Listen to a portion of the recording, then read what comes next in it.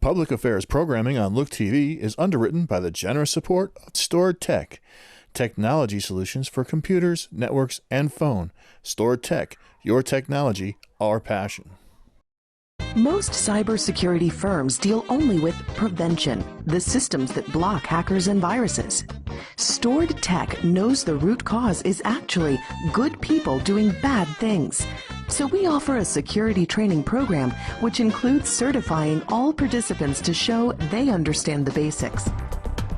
Technology solutions for computers, networks, and phones. Stored Tech, your technology, our passion. He's got his computer going and do some quick research. There's a little bit of space over here. Upstairs, we can definitely things to balance out this. This is also not an ideal spot. I have to jump over something in order to jump out the window, but. I'm gonna start the public hearings. We're right at 6:31. We have a quorum. I just think we have to move along because we've got a pretty long program here. So the first public hearing we have is on the 2023 comprehensive budget. I'd ask that if there's anyone who wishes to be heard regarding the 2023 comprehensive budget, please come to the mic.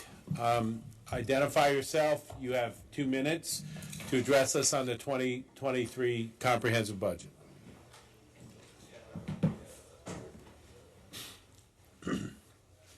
Heather. Anyone? Heather. He comes up here. Yeah. Come sit back here. Seeing nobody, I will, Manita, we want to keep this open, the public hearing on the 2023 There's comprehensive. going to be another public hearing on November 1st. So do you want to close this, or do you want to? Yeah. Okay, so we're going to close the 2023 comprehensive budget, the public hearing, and we will move on to our second public hearing, which is on the ADA transition plan. Again, if anyone wishes to be heard on our the ADA transition plan that the city is implementing, please come up to the mic.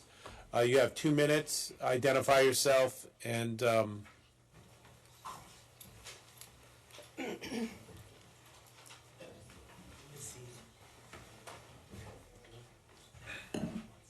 Anyone on the ADA transition plan?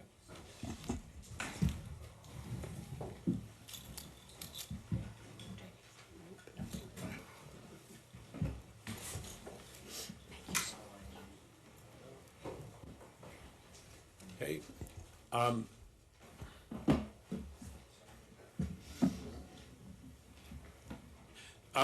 Excuse me. So nobody wishes to be heard on the ADA transition plan. This is going to remain open. I believe there's city council action on this at the next city council meeting. I now, so we're going to keep that open, and we'll move on to the public hearing on aggressive panhandling. And I'd ask if there's anyone who wishes to be heard on this, come to the mic. You have 2 minutes. Identify yourself, and feel free to make your comments.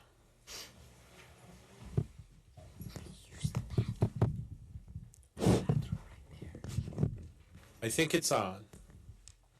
Good evening. My name is Tim Cole. I live on Jane Street, Saratoga Springs, and I'd like to comment on the aggressive panhandling ordinance. There seems to be confusion in the community between aggressive panhandling and passive panhandling, which is generally allowed by the Constitution. Aggressive panhandling is wrong. It is simply the same as robbery. It is the taking of someone's money against their will. For example, if a person is walking down the street, the panhandler should not be allowed to touch that person in any form and ask for money. The panhandler should not be allowed to curse at them and scream at them in order to get money. This conduct is illegal in many cities in America, including the progressive cities of Los Angeles and New York.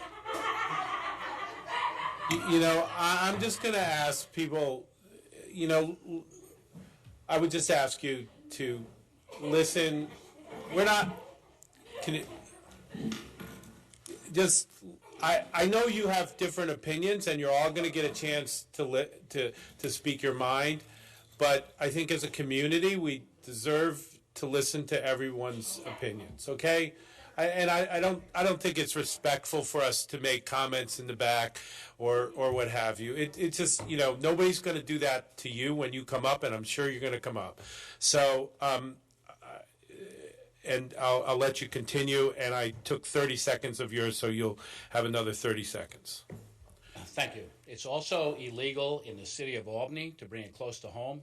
Many years ago, they passed the same ordinance, and during a discussion in substance, they said, we don't have a specific and focused law to address this type of behavior. In closing, I urge the City Council to approve this ordinance, and I urge the Public Safety Commissioner to enforce it. The number one function of a government, of any government, and I repeat, the number one function of a government is to keep its people safe. It is not to feed them. It is not to clothe them. It is to keep them safe, because if we are not safe, we are not free. Those are my comments. Thank you. Your time's up. Thank you. Is there anyone else that wishes to be heard? Step up. Give your and here's the thing is, ma'am, you can come up to the mic when it's fine, but I'm asking people not to make sidebar comments, okay? Please, okay? That's what civil debate is all about, and I would just ask that we all recognize that everyone in America has their opinion and can voice that opinion without people laughing. Without that's not really necessary. So, sir, please go forward. You have 2 minutes. If you could just identify yourself, thank you. Dan Fuentes, Vanderbilt Terrace. I just want to say I think it's condescending and patronizing to pretend to have political discourse on these subjects that are to separate people who have no income and residence from the general public and rights, because there is no separation. There are already laws that are selectively prosecuted for begging, for claiming the outdoors as your residence, for, you know, suicide, for not showering. And so this is, it's just malarkey. You know, there's an open property at the YMCA. There's a parking lot that they never use alongside the bike path. You could construct a 30-unit SRO, which is single room occupancy, you know, just a bedroom with room for a microwave, a mini fridge, and that would take care of, there's a transient population attracted to Saratoga Springs basically because people throw money away around here. They go gambling, they party, so it's going to attract people from far and wide who know that money's being thrown away here. And in 2 years, your political opposition, if you guys don't do anything, you all ran against significant political opposition, they're going to come in and they're going to make the police enforce those laws that already exist against begging, against claiming the outdoors as your residence. All those people will end up in your basement, then they'll end up in the courts, then they'll end up in county jail for 3 months, whatever the maximum incarceration for those laws that already exist are, and this community will have spent much more money in the courts, in the correctional facility, than they would in, you know, building a 30-unit SRO, and that's all that I have to say. Thank you, sir. Next.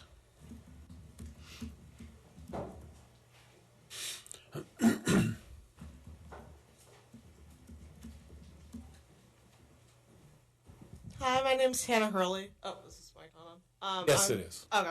I live on Stewart Street in Saratoga. I think that the issue's getting a little mixed up. The issue isn't about violent panhandling. The issue is that aggressive is not properly defined within the law, and we fear that there will be abuse. No one's arguing that you shouldn't be pushing people or hitting people. We're saying that it should be more defined. Is Is this aggressive? Is this aggressive? We have to define that so it's clear when our police carry out this law, this is going to affect real people that are on the street. They might be on a path. I'll let you know at our dinner at Saratoga Stronger, which we've invited everybody to, and I want to thank everybody who has joined us. They know who they are. We appreciate you. One of the regulars just moved into a new apartment. The other just got out of the hospital and is really working on getting his alcoholism under control. And they're all doing this on the streets. Taking away just that $20 could really set them back. It's really important that we can set them up for a bright, profitable future when they get off the streets and into a house and not into a jail cell. Furthermore, I'm just going to say, if someone wants to sit out there for 8 hours and ask for money, that's harder than a lot of people's jobs, so go ahead and do it. It is protected by the First Amendment. It's the free market. The champions of the free market seem to forget that. If someone wants to give you money, there's nothing against that. If someone wants to pay for me for this paper, that's on them. I wouldn't do it. But so that's my thought. Thank you very much for your time. Thank you. Thank you.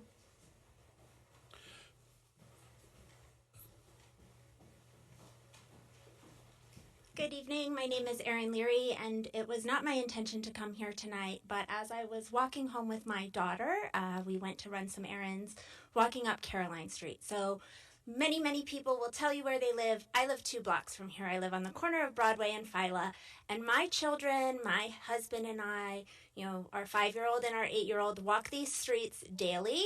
We have for 5 years, and we have never encountered what I would consider to be aggressive panhandling as outlined here.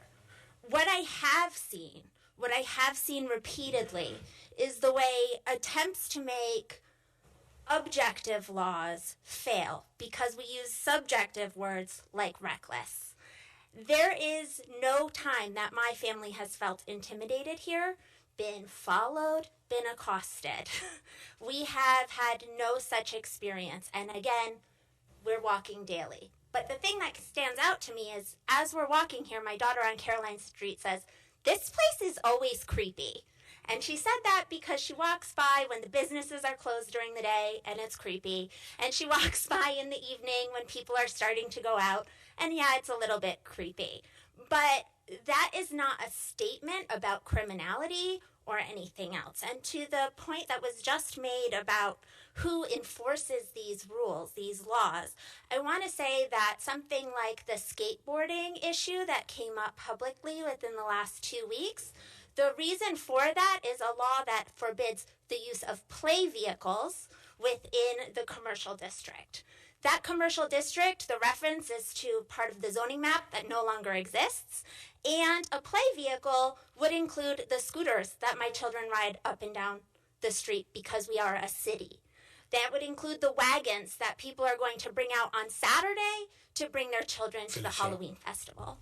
And so I want to say that while I admire the attempt to make this a really welcoming place for all, it is not a welcoming place for all when we're saying that our unhoused neighbors are not a part of our community. Thank you. Thank you.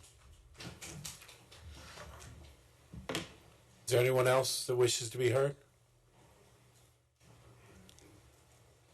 Hi, my name is Chris Batista, and I live at 28 Friartuck Way in Saratoga. So I did read the new version of the aggressive solicitation ordinance that's being proposed, as opposed to the old version. The old version was a little bit different. It stated from threatening, intimidating, or harassing behavior in connection with solicitation in a public place. I supported that. I have to tell you. I think you need to be a little closer to the mic. I'm not sure you're going to be heard on. Okay, is that better? Yeah. I can't tell you that I've seen an awful lot of aggressive panhandling downtown in all these years that I've been here. I don't think it's a major problem. I think the commissioner actually said that this was not an ordinance that they expect to be using very often. But if there is a situation where this does occur, it's nice to have the ordinance so that you have something to back you up. It's nice for the policeman to be able to say to a person who makes a complaint about something like that, yes, we can do something, as opposed to, no, we can't do anything about that because that person has a constitutional right to behave in that manner. Again, I think for the most part, my experience with the police department is that they're able to make the proper judgment in terms of when to enforce an ordinance, when not to, how to evaluate a situation. Now, you can laugh all you want, but it's a fact. That is very much a fact. I'd ask you not. Thank you, Mayor. That's very much a fact. We're right in. No. I'm going to ask Chris. I'm going to ask you not to. You're talking to us. I didn't think I'd been hiding. Okay, you're just addressing us. Okay, Yes, I am. Please. So anyway, you can I talk really to like anyone the else. first version. I supported it. I think the second version is really kind of watered down. And in fact, I'm not really sure constitutionally if that would make sense, because there are so many places where people can't panhandle according to the second version that I'm not so sure that that is actually aggressive panhandling based upon their location. I'm not sure I support that one. So anyway, thank you very much for your time. Thank you. Who's next?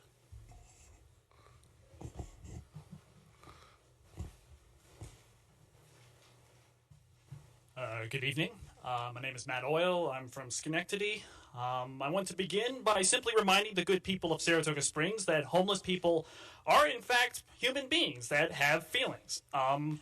I hope that will go without saying, but I don't get the sense that that's the case based on how I've seen homeless people treated on Broadway when I've come to the city, and based on efforts to criminalize homelessness, with this new ordinance being the latest example. Like, this isn't even a Band-Aid on a bullet wound. This is a bullet on a bullet wound, and the only thing it will accomplish is making what is already a very difficult life for the homeless worse and more dehumanizing. Having said that, I would like to offer a very simple alternative solution. Give the homeless housing. It is that simple, and that is the only solution. If you really care about addressing homelessness in Saratoga Springs, you need to be doing things such as investing in public housing and public shelters. And don't you dare tell us that you don't have the money. Saratoga absolutely has the money for this. It's just a matter of putting it in places other than just the police and the racetrack. So I implore the council to vote against the panhandling ordinance, and I really hope that you will put serious consideration into real solutions that will actually help the homeless and really start to bring about positive change in Saratoga to uplift not only homeless people, but everyone in the working class, because, and I hope the business owners here also hear this, that even though we of the working class don't make the same paychecks as you all, nothing in this city, nor in any city, runs without us. Thank you and good night. Thank you. Thank you. Next. Good evening, Council. My name is Sam Brewer. Just get to the mic, because we have people listening, and we just want to make sure. I'm happy to repeat Okay, who I am. great. My name is Sam Brewer. I live on Lake Avenue. I'm happy to address you this evening. Great. I've been listening to everybody's comments about the ordinance, and if I may use an aviation analogy here, after you get an airplane flying, and you're trying to trim the aircraft up and to get to fly nice, you have to be careful about your control inputs. And it was wonderful. I was reading the pre-agenda that the council and Bill Dake have ponied up, and they're going to convert the senior center into a full-time homeless shelter for people day or night, regardless of sobriety, which will give people a place to go. I think that change will negate the need for the additional ordinance, and I would encourage the council just to table it and see how everything goes for about a year, because it seems to be unpopular. Thank you. Thank you.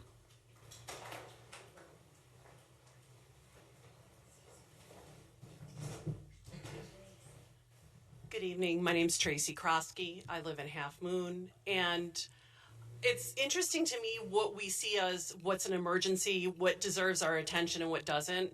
So people sort of laughing at, somebody saying the police are fair, which is a very fair thing for us to laugh at. That's a problem, but one of the same speakers taking pictures of all of us outside, which I'm sure will contribute to the hate mail that comes to my home by the white supremacist sites, that isn't an issue for people. And while I know you don't have control over that, it seems that people are more concerned about feeling comfortable in decorum rather than what the real problems are. And we have people that are unhoused, that need to be treated like humans, that need to be seen as humans. And I can tell you from my experience in Saratoga, my children's experience in Saratoga, The police are not the people to be deciding what is harassment and what isn't. They have already showed us that they are targeting people of color. They have already shown us that they are targeting the poor, the people that don't have resources. And we're putting power into the hands of people that are still being investigated by the New York State Attorney General. And I just think that maybe we should be focusing on treating people like humans, finding housing, and doing what we can do to help people rather than feeding this flame of the unhoused people are the problem here. And the other flame, which is ridiculous, is that the police are going to solve problems because they aren't solving anything and they're making more problems for you all. Thank you. Hi, I'm Jules Michael. For my safety, I'm not going to disclose where I live, but I am considering moving up here in February. I spoke about a month ago about this, but I feel I need to reiterate this point.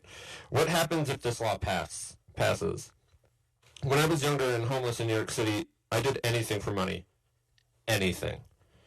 From sex work to selling drugs, I was desperate for money. This brings me to my point. What happens when when this law passes? Do you guys realize what happens when someone is so desperate for money they will do anything and the dangers that places them in? From murder to STDs, like, think about it. Are you guys okay with that on your conscience if you let this law pass? Thank you. Hi, my name's Joanne. Can you just, because... I'm short. Thank you. I'd just like to take this time to address everyone here and ask a simple question. Are you going to let the issue of homeless safety fall to private investors, or are you going to take it and make it a public interest with the enormous amount of money that this city has in their revenue? Thank you. Thank you. Who's next?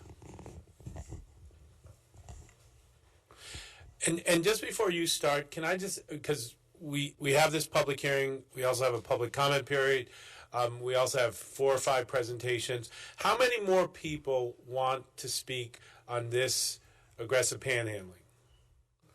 We got 1, 2, 3, 4, 5, 6, 7. Okay, so we'll try. We'll get through. So we got about 7 or 8 people. Okay, and I just want to mention this. Okay, again, just from a programmatic. I'm not trying to stop anyone from voicing their opinion. We also have a public comment period after this that we will allow people. But I am going to ask that if you have spoken on this issue, that you let everybody else speak first, okay? So if we could just also observe that again, because we should all be considerate of being a community here. So go ahead. I'm sorry to... Hi, my name's Adrian Hernandez. I moved here maybe a couple months ago, and so I don't know much about like the history of Saratoga too much or what kind of other stuff are going on for the unhoused. But I read through the ordinance and I kind of it's easy to pick up that it's targeting a certain group of people, and I've seen unhoused people in a lot of other places before coming here. And I was on Broadway the other day talking to someone who's unhoused, and every person I've ever talked to who's unhoused, the first thing they always tell me is that they're really scared about being out and not having a place to stay. And it's just so confusing about how this seems to be what kind of choices a city council will make in order to do whatever to address whatever issues are going on, instead of actually helping the people that don't have a place to stay and don't have any other kinds of income. And I'm just kind of really confused. Well, not really confused, but I'm just, I guess, rhetorically asking why you guys aren't addressing the issue instead by helping people, when it seems like it's an issue that could be solved with helping people instead of punishing people. I don't know. I don't really have any more flowery language to kind of talk about that, but yeah, I just don't understand why this is what's supposed to be solving the issue. Thank you. Next.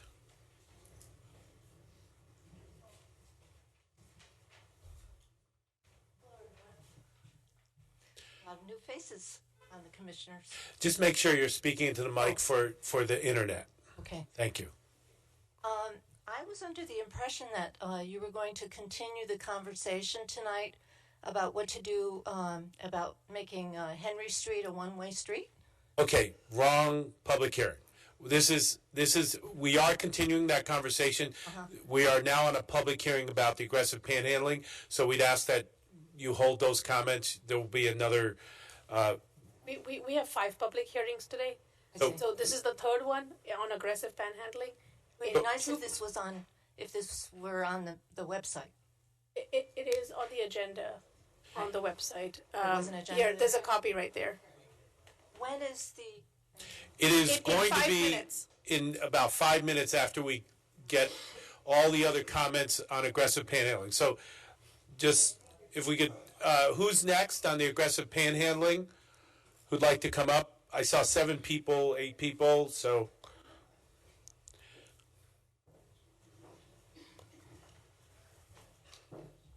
Hi there, it's Molly Dunn in Saratoga Springs. So my question to the city council is, like, who is influencing you to pass this ordinance? Because there's always sort of political influence or people in your ear.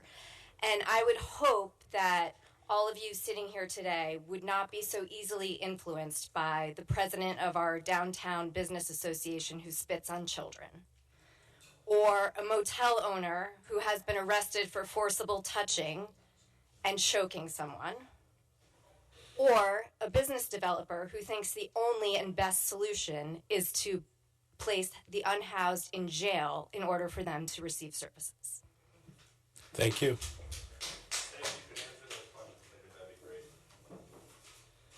Who's next?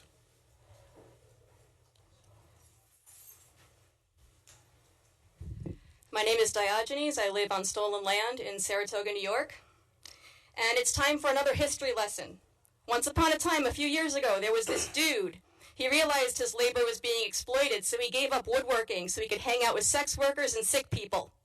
He had some different ideas about people having a relationship with God and being independent of the state. His comrades kept track of his words in a manifesto so that we would learn from him. Now, as it often happens in this kind of situation, his comrades were infiltrated by the feds, and of course the state killed him. Luckily, we still have his manifesto, although it has been watered down. But there's a decent part that I'd like to remind some of you of. I was hungry, and you gave me something to eat. I was thirsty, and you gave me something to drink. I was a stranger, and you welcomed me. I needed clothes, and you clothed me. I was sick, and you looked after me. I was in prison, and you fought to abolish that shit. Truly, I tell you, whatever you did for one of the least of my comrades, you did for me. Thank you.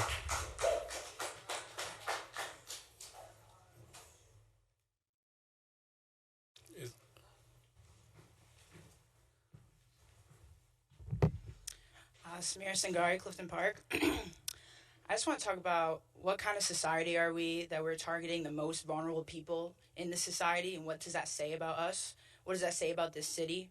This ordinance is literally criminalizing the homeless and giving them a $120 fine or 15 days in jail. Another attempt to try and get rid of them, send them to jail, continue to waste resources on the police, which clearly do not protect us. We've seen that many times. And what we need to do, we need to treat the unhoused people not like disposables, not like the other. We need to stop making it a priority to cater to the rich. We need to build our community, not control it. Telling homeless people that they just need to pull themselves up by the bootstraps and figure it out, where they'll be thrown in jail because of and pay a $120 ticket or 15 days in jail, is just cruel. Like we've heard, over a year ago, taxpayers' money were wasted in Saratoga Springs because of all the bogus charges that were put on us for protesting, going from unlawful imprisonment to disorderly conduct, obstruction of governmental property, all which were dismissed, and all where the police still remained in investigation with the AG. So my question is, how much more taxpaying money are we going to waste on harming these people? This is taxpayer money that is targeting the most vulnerable people for arrests that could be used on helping these people.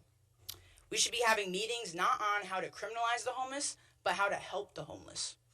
We should be doing everything we can to help them. What we're doing is we're reducing the unhoused to criminals, just as the last city council did to us, and investing. And what we need to do is invest in the community that gives them actual services, contacting the people who are on the ground with homeless community, and this is not the answer. Thank you.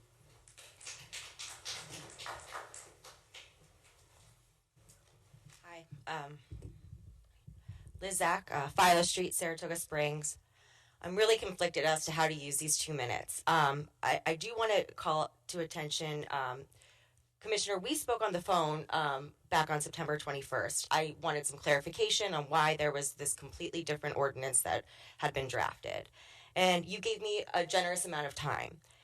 During that time, you said that 95% of the language in the ordinance, the updated one, was taken directly from the Rochester ordinance. And the reasoning being that it had been upheld within, courts and challenges, and that, it had passed legal muster.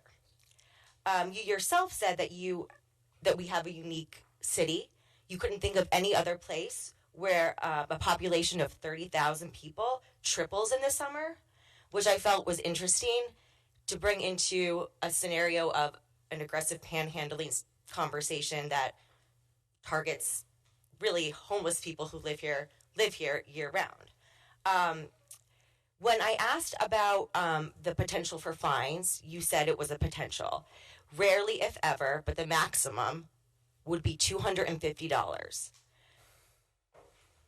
The idea of bringing someone to a homeless court to provide services is really wishful thinking.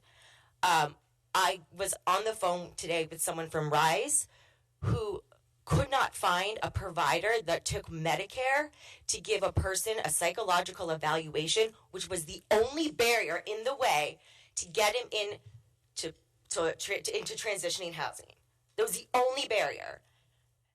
And as an agency that supposedly is going to be one of these resources, I just don't know where it's available. I just also want to point out that I know maybe not everyone has had a chance to catch up on some really recent developments. There's been a joint effort by some public, private, county. Can you wrap up, please? To turn this senior center into a permanent 24-hour, 365 days out of the year shelter, which would... I'm sorry, I'm going to have to ask you to wrap up. So okay? I just think that if we don't want to self-sabotage these efforts that are underway, I say we rip up this damn ordinance because it's not going... Thank you.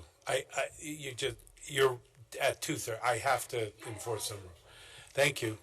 Okay, hello. Adam Walker, Albany, New York. So, I'm going to go on a whim here and say that y'all are going to vote with your hearts and you're going to vote against it.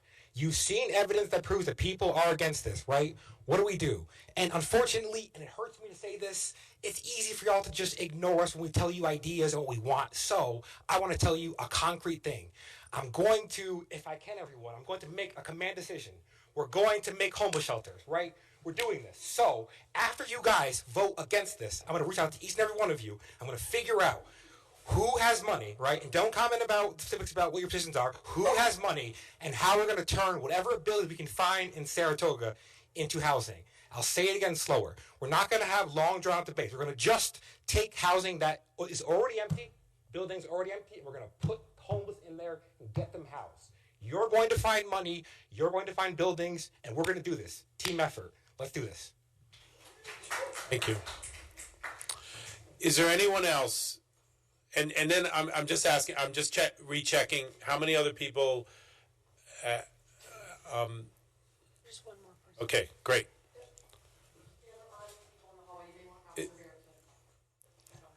Is there anyone out in the hallway who wishes to speak on the aggressive panhandling statute?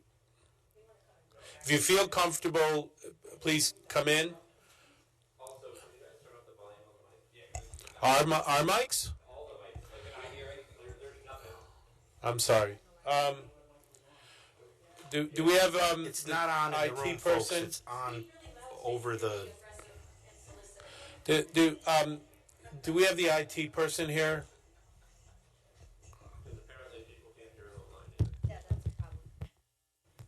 Yeah. You do have to speak directly into the mics.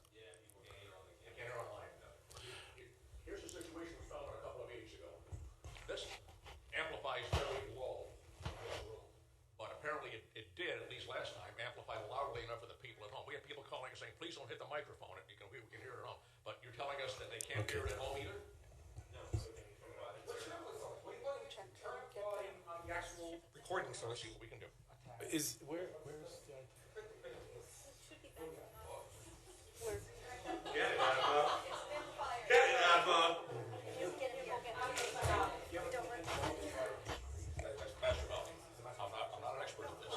Hey guys, we're getting the IT person. Tony. an IT person is coming. Sorry, just give us a few minutes. The IT person will be here to fix it. Hold off, Alexis, and we'll.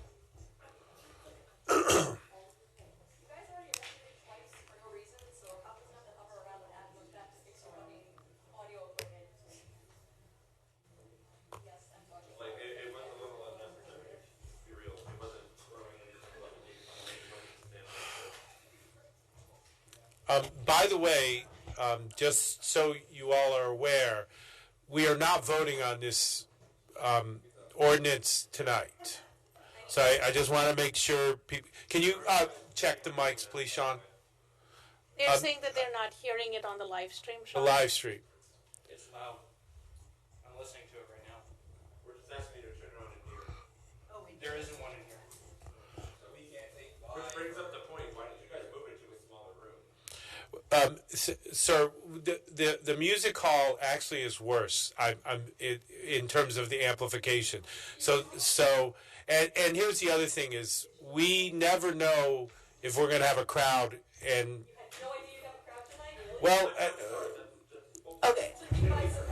So we're here now. We're going to do the best. But the next time you have a meeting, can you move it upstairs? We can, But the problem is that when we. Tara, can we just move on? Just let's move on, okay? Sure, I was just going to make sure that we were meeting open government guidelines. We are, I believe. Alexis, why don't you go ahead and We can't record it here on our phones. Is that within the guidelines? If our cameras cannot hear, is that within the guidelines of recording the meeting? I wanted to. I'm not aware that that's in the guidelines of the open meetings law. As long as we're broadcasting it, which we are right now, both on our Facebook and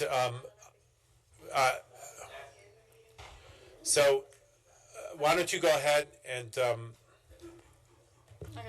Alexis Brown, Saratoga Springs. I'm here to ask you all not to support the revised aggressive solicitation ordinance.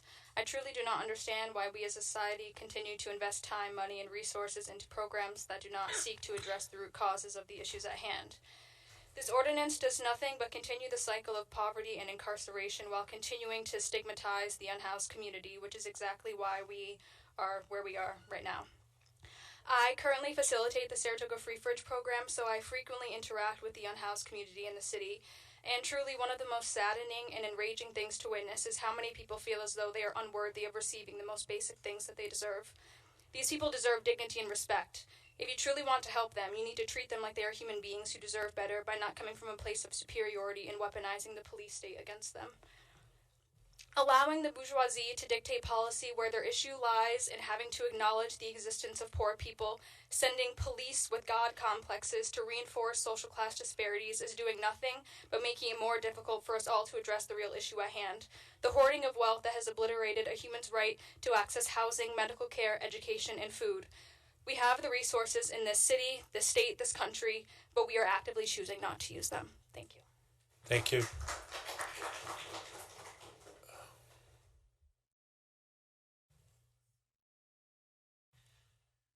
Kristen Dart, City of Saratoga Springs. I'm here. I just want to make 3 points. One, that this ordinance does nothing to address systematic poverty. I'm glad that we're opening a homeless shelter. Seems interesting timing of that announcement because that certainly didn't happen just yesterday. But I'm glad that that's a step forward, but that is not permanent housing.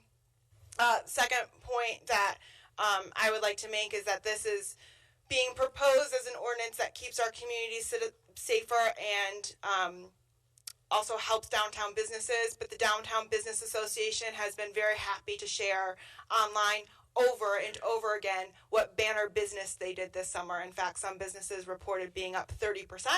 And while that is good for our community, it does not seem that like a small population of homeless people are impacting downtown businesses. And last but not least, many of you, if not all of you, ran or worked on the Police Reform Task Force report, which point number 37 is actually about decriminalizing and not using police force against impoverished people. It was a commitment that you all made during your elections, and this seems a clear violation of a compact that you made with the community. Thank you. Is that all on the... Anyone else wish to speak? Is there anyone out in the hallway who wishes to speak on the panhandling ordinance? Because if here, seeing no one, I'm going to close this public hearing. My understanding is that's what we're going to be doing, and we're going to move on to our next public hearing, which is the Weibel Avenue PUD amendment. I think will go much quicker. Is there anyone that wishes to be heard on the Weibel Avenue PUD amendment? So we are not voting on the aggressive panhandling tonight. That it has not been determined. I know this may surprise you. We are listening to what people are saying to us. We are getting lots of emails too, and I believe that most of the city council members are at this point, listening to that and haven't, well, we haven't even polled each other on where we're going, but we are not going to be discussing it tonight. However, for those of you who are interested in what the city's doing with homelessness, some people have alluded to it. We are taking an initiative, and also Shelters of Saratoga is having a presentation later on, so you may want to stay and hear about what efforts the city is doing. But this is not the night that we would vote on it, and we would announce that if and when there was a vote on this. We would well, it would be on the agendas the 2 days before. So what has been on the agenda for the last 3, I believe, city council meetings is this public hearing, which was to hear what people had to say about it. We published the ordinance so people can read that, but we have not had a discussion and vote. If you look at the agendas, there's some printed there. When we're voting on something, it will be on the respective discussion and vote of each one of our agendas. So in this case, because it's a public safety issue, it would be on the public safety agenda for a discussion and vote. That's when it would appear, and that's when you would know that that the city council is ready to actually vote on it. But we are not voting on it tonight. I can assure you on that. Mr. Mayor, can I have just a minute, Sure, please? and by the way, anyone else that needs to comment or wants to comment, this is probably a good time before we go to our... Well, why don't we do this? I'm sorry. Anyone wish to be heard on the Weibel Avenue I just need to comment on the public hearing before we... No, let's just close this one, please, so we can... Okay. We haven't... So is there anyone else... I'm just trying to go by the procedure, okay? Okay? So the Weibel Avenue PUD amendment, is there anyone that wishes to be heard on that? Folks, let's just follow the process, please. Okay, I will interject for just a second. Commissioner Somke is asking, at my request, is the public hearing closed? Because it sounded like it was going to remain open, but you said it's closed. I was just trying to clarify for the I said it was closed. Yeah. I just wanted one more clarification, because I know you said that it was the last 3 meetings, but actually we did not have a public hearing on October 18th because, sorry, not on October 18th, on October 6th, the first meeting in October, because we were doing the budget message, and so we had pushed it to October 18th, which Commissioner Montanino had graciously agreed to. The other thing, I know there's a lot of interest on the topic of budgets with public safety. There's a budget workshop specifically for the Department of Public Safety tomorrow, right here at 10:30 in the morning. So if there's anybody interested in learning how we spend our monies, please do attend. Is that going to be recorded for accessibility for people who might be like working during the daytime to watch it later? I believe so, yes. Okay, Yeah. So at this point, all I want to do is, we have a Weibel Avenue PUD amendment, public hearing open. I want to know if there's anyone else that wishes to be heard on that issue. If not, we'll leave it open. We are leaving this open, and we're going to move to the final public hearing, which is on a proposed ordinance from Henry Street and McTighe Way, and I believe there was somebody who had come in to be heard on that. If you can step up, you have 2 minutes. Introduce yourself and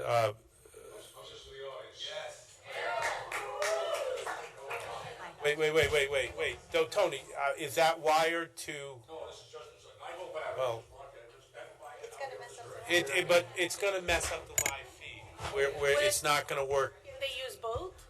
Well, yes, I'm going to hold this over here and it'll amplify a little bit more than you. Okay. Okay. All right. Hi, my name is Barbara Tripolek. I live at 211 Circular Street. I came out tonight because I wanted to express my concern about what the commissioners and the mayor collectively are going to do about Henry Street. We walk that street frequently, and we've been residents of Saratoga for 30 years, so we know that area very well. I could walk it with my eyes closed. And there have been a number of occasions where I've had to run to get out of the way of a car, especially at night. Either coming down Henry going north or coming into Henry from Circular. It's very unsafe. And I hope that our elected officials will, in their wisdom, vote in favor of making it a one-way street. It is so dangerous that I even avoid driving down that street. Going north on Henry to Circular. It should be a one-way street. It should have been 10 years ago, 20 years ago. And I'm counting on you to give us a unanimous vote to make that a one-way street. For safety's sake, for pedestrians' sake, for all of our sake, especially children and people, who don't know this city. They're going to the farmer's market. Cars come flying down there, going north. It's unacceptable. It's got to be a one-way street. Thank you. Thank you. Is there anyone else who wishes to be heard on the proposed ordinance for Henry Street and McTighe Way? You have 2 minutes, and I'll ask. You certainly could. They can be placed in part of the record, and then come up to the mic and identify yourself, and you have 2 minutes. My name's Jack Manaska. You have to speak right My into the name's mic, Jack please. Manaska. I live on Circular Street, own property on Henry. The photos that I provided shows you that the curve, that all the buildings in that corner were built to accommodate traffic going from Lake to Circular. On that corner also, you'll notice that there's a lot of growth, tree limbs, vines growing over, which obstructs the view on that corner, which has been a situation. Instead of disrupting everybody's in that neighborhood, I think it would be beneficial to trim the trees, trim the vines, and put a stop sign where you could see where that curb ends. That way, all the traffic going north, would have to stop, and that would alleviate the possible collision of somebody coming in off of Circular Street.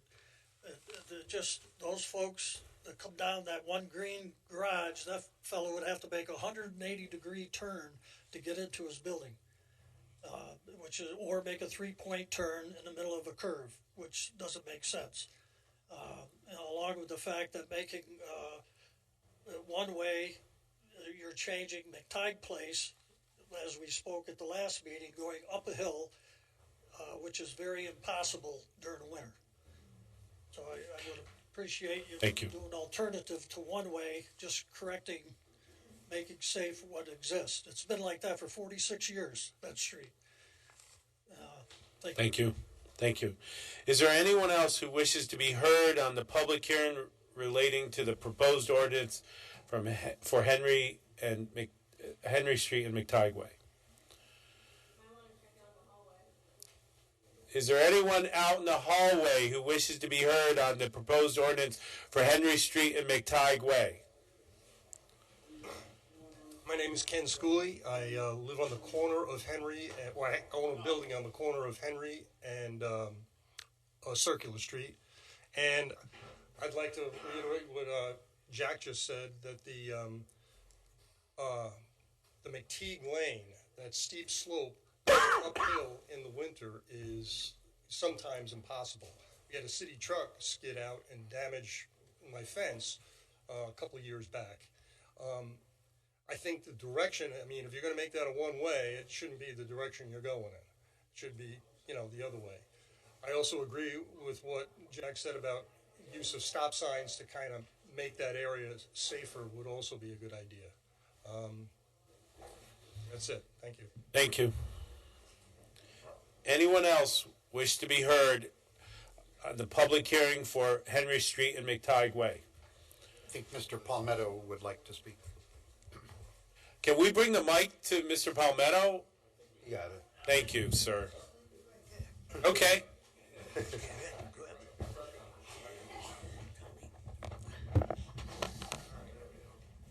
There we go. Okay, that's fine. My name is Nick Palmetto, and I was here 2 weeks ago for the public hearing on this same issue, Henry Street and McTighe Alleyway Place, whatever it's called. I lived on McTighe Way Place for 30 years, maybe 40. And it never was a problem when it was dirt, and never was a problem once it was paved once. The biggest question I have is, how did this issue come up before the council? Where did it initiate on the council members' offices? You don't know. Okay, I'm looking at. Sir, I believe the reason this issue came up was that currently a portion of the street is on private property. Commissioner Montanino may be able to address it a little bit more. Right. It began when the Department of Public Works was planning on repaving, but then learned that a significant encroachment on private property had occurred. Cannot go much, use up most of my time. I'll give you additional time. That's what I have heard rumor-wise, that there's an encroachment, a legal issue of encroachment on the Pettigrew's property. Okay, in watching what's been going on down there, it looks as though the city has been surveying that Henry Street exit onto Circular. If the encroachment is on the Pettigrew's property, then the city has to look to solve the encroachment on the south side of that entrance and exit. There's a survey stake already there that indicates there's certainly enough room to improve the width of that exit there, all the way down to the curve where the encroachment is. I don't understand why the city is now going through all this trouble of stop signs and dead-end signs and one-way streets to solve a simple problem. And you've used your time up now. Thank you. Thank you. Thank you. Anyone else wish to be heard on the public hearing related to Henry Street and McTighe Way? I don't see anyone else going once, going twice. Commissioner Montanino, is this being closed or Yes, kept open? yes, please. So we're going to close the public hearing on the proposed ordinance for Henry Street and McTighe Way. That concludes our public hearing portion. We'll now ask the clerk to call the order. Here. Here. Here. Present. Here. Here. Here. If we all could salute the flag. I pledge allegiance to the flag of the United States of America, and to the republic for which it stands, one nation, under God, indivisible, with liberty and justice for all.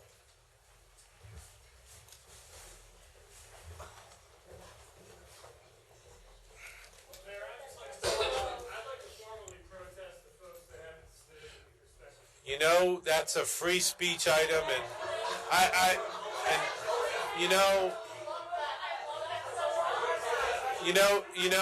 I'll just ask the meeting to come.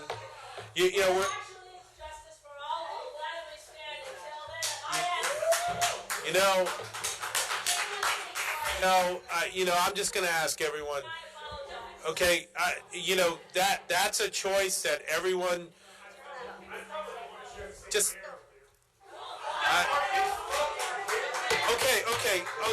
Okay, folks. Okay, no, that's okay. All right, come on. All right. If I could. You're commenting on what I just said, but what? No, I'm just asking for order. Okay, come on.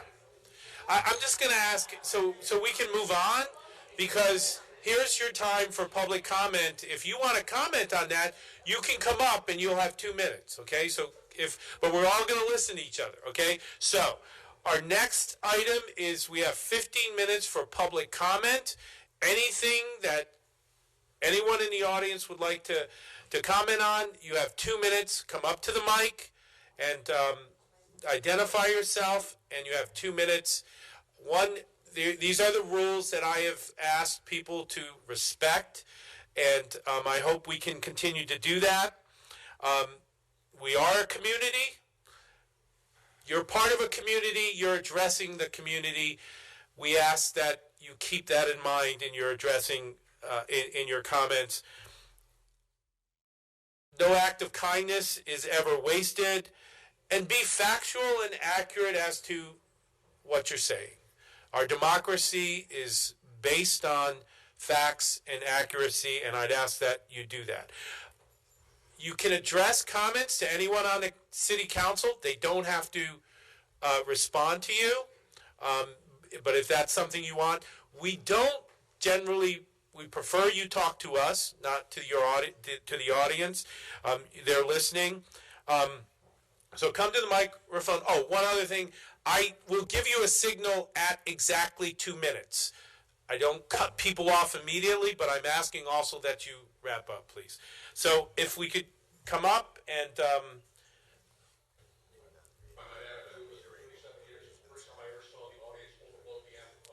on.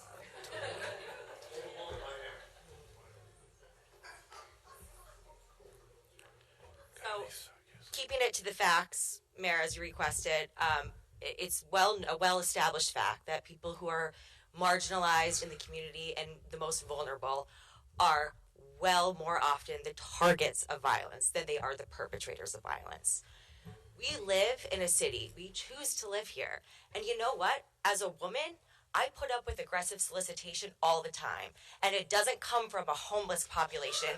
It comes from aggressive men on the street, like the one, fact, on the day that Roe v. Wade was overturned, didn't like the messaging I was wearing, came up to me without any propositioning on my end, put his arm around me, told me, honey, you have to do your research. Nothing's gonna happen. That same week, while someone accused me of cutting in line at Esperanto, when he in fact was sitting on a ledge, pointed to another man and looked at me and said, that guy wants you to sit on his C word. and I was surrounded, I'm sorry, by 15 men. So uncomfortable to say anything. But you know what? If I wanted to, I was well within my right to report harassment. But I choose to turn a blind eye because, look, these are the sacrifices you make when you want to live in a suburban area. You know, you can choose to say no or walk past someone. If someone assaults you because you won't give them money, fine. But as we've seen here tonight, I haven't seen any statistics or examples of actual targeted violence from a homeless or unhoused person. I mean, where are these statistics and facts? That's what you just requested from us. So I would just like to put that on record and be done with it. Thank you. Thank you. Thank you.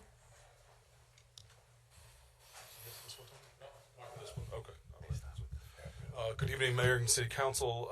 Joseph Ogden. I live off of Grand Avenue, and I'm here on behalf of Saratoga Safer Streets. We're continuing our grassroots movement to get funding for sidewalks up and down Grand Avenue, particularly from west to Rowland. Congratulations to the city for the work that they're already doing going from Hyde to west. If anyone's out in that way, you can see it. It's really quite impressive and interesting how that process happens.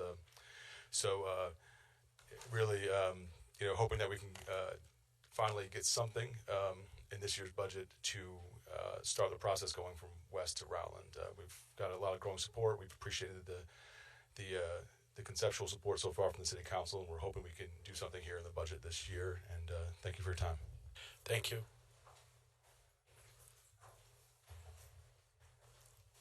I would like to stress again the significance of constructing an SRO residence, especially for the party that you represent, the Democratic Party. Like I said, your opposition is going to come in, and you're going to forfeit because of inaction in any sort of logical direction of creating homes to alleviate the homeless problem.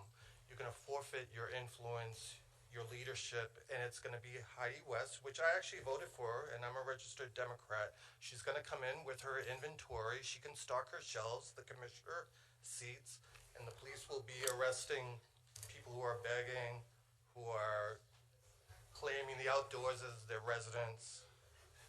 And it's just going to, continue. It's going to be the same thing. So that's all I have to say. Thank you.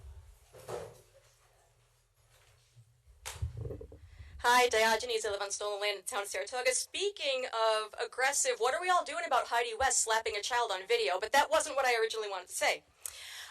I heard earlier that there was some argument that we should have this ordinance on the books, even though we don't really need it, because it's good to have things like this just in case. So while we're all acting out of an abundance of caution, there are some ordinances I would like to recommend. I suspect there may come a time when our beautiful city is plagued by unicorn shit up and down Broadway. I would like to propose an ordinance that makes it a violation to allow your unicorn to shit on Broadway without cleaning it up. Now you may laugh, but unicorn shit is a serious problem in some places, and it could be a serious problem here. And won't somebody think of the businesses? Secondly, I'd like to declare several parking spots for Santa and his reindeer. We can't leave out the reindeer. I also would like to see an ordinance passed giving don't forget Rudolph. Rudolph takes precedent. I would like to see an ordinance passed so that the Tooth Fairy has sky rights to fly around, come in your window, leave money under your pillow. The developers should like that one. I would also like to see an ordinance passed so that we can make the streets wider in case Bigfoot decides to visit the city. It could happen, and what would we do if we're not prepared when that day comes? Thank you.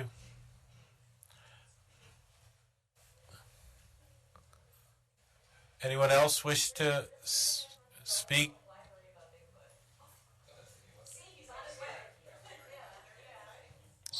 Kristen Dart, still from Saratoga Springs. I just would like to name two things. I do think that while maybe acoustically the music hall, which seems a little bit ironic since it is called the music hall, is actually the better place for city council meetings. It allows more accessibility and space, and especially as we are facing contentious issues, it does seem the better space for meetings. So that's just my perception. And the other piece is that I am excited to hear the shelter's presentation. I do think it is a little disingenuous to call it a comprehensive plan to address homelessness. What we're doing is a first step that we should have taken a long time ago. So I do credit you all for moving that work forward, but a comprehensive plan is getting people from temporary housing into permanent housing, whether that's permanent supportive housing or permanent housing.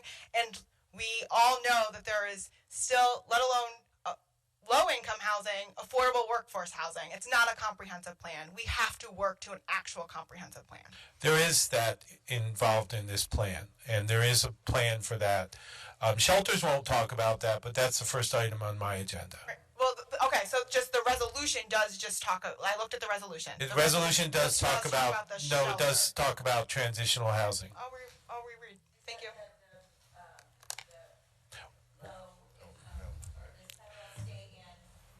We're gonna talk about that soon. We're way behind on presentations, so I'm gonna just ask: is there anyone else for public comment?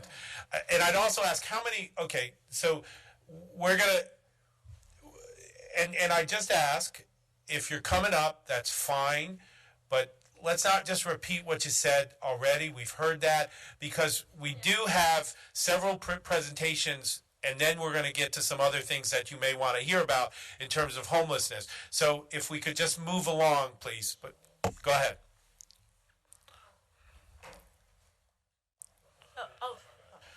Okay. Great. So I do want to unpopularly apologize for Outpost. I'm not like that. I'm not like the other side that wants to take away First Amendment rights, apparently, of freedom of speech and all that. Unlike them, I actually do stand up for our constitutional rights. I have all my life, more vocally since 2020, and will continue to do so until I'm 6 feet under. That said, let's get to the bottom of the homeless proposal. It's really out there, the stipend, and to be used against those of us who are vocal and protest. Let's do away with this, actually help the homeless, build shelters, better our community, and move forward as a community. You can do better. You've done better. Do it again. Thank you.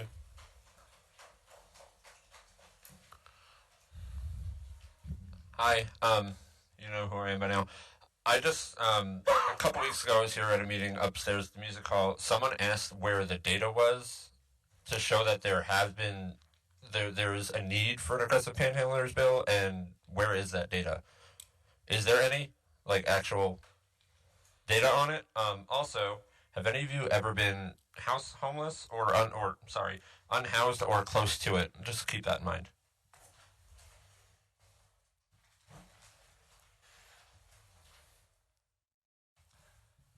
Chris Mathisen, 20 Friar Tuck Way. You can hear me now? Yeah. Okay, good. I promise not to repeat things that have been said before. Just a reflection on some things that have taken place over the past few months. Again, I think it's nice the way Mayor Kim introduces the public comment portion of the meeting, asking for kindness and asking for fairness and accuracy. I think it's a very good thing. But I would turn it back on the council. I was sitting here a few months ago listening to someone charging that Commissioner Moran and his department were doing things that were reprehensible. Well, that wasn't really true. Reprehensible is a very strong word, and that was not at all accurate. Last week, we were at an event on regarding Union Avenue, and the issue of the traffic division of the police department was brought up. And some members of the council, present members of the council, made some comments, including the mayor, about how awful it was that that division had to be eliminated, and basically pointing fingers. Well, there are reasons why, and there are lots of people, including me, who can give you lots of information on why that was the case. And another thing, Channel 10, excuse me, ran a story about the Darrell Mount remembrance that took place about a month and a half ago. And one of the members of the council said that investigation is what failed, that the former chief of police never initiated an internal investigation into the alleged incident, saying public scrutiny grew. And when the police chief was deposed under oath in connection with the civil lawsuit, he admitted that wasn't true. These don't all follow, but that's what the transcript said. Again, facts are facts. There was a long, extensive investigation of that entire incident. Can you wrap up? I'm sorry, but it's right here. Okay, all right. Not only is it here, but there were videos. We did a You're presentation. overtime. We did a presentation in this room on June 20th, 2014 on the entire thing. You're overtime. Which you're no one overtime. has admitted to. You're overtime. Come on. I'd ask you. I just want to make sure that people understand. You're overtime. Okay. I make sure that people understand that Greg Veach does not deserve this kind of treatment, and there should be overtime. I'd ask you to sit down, please. I'd ask you to sit down. Okay. Okay. So, do we have anyone else? Can we just come on.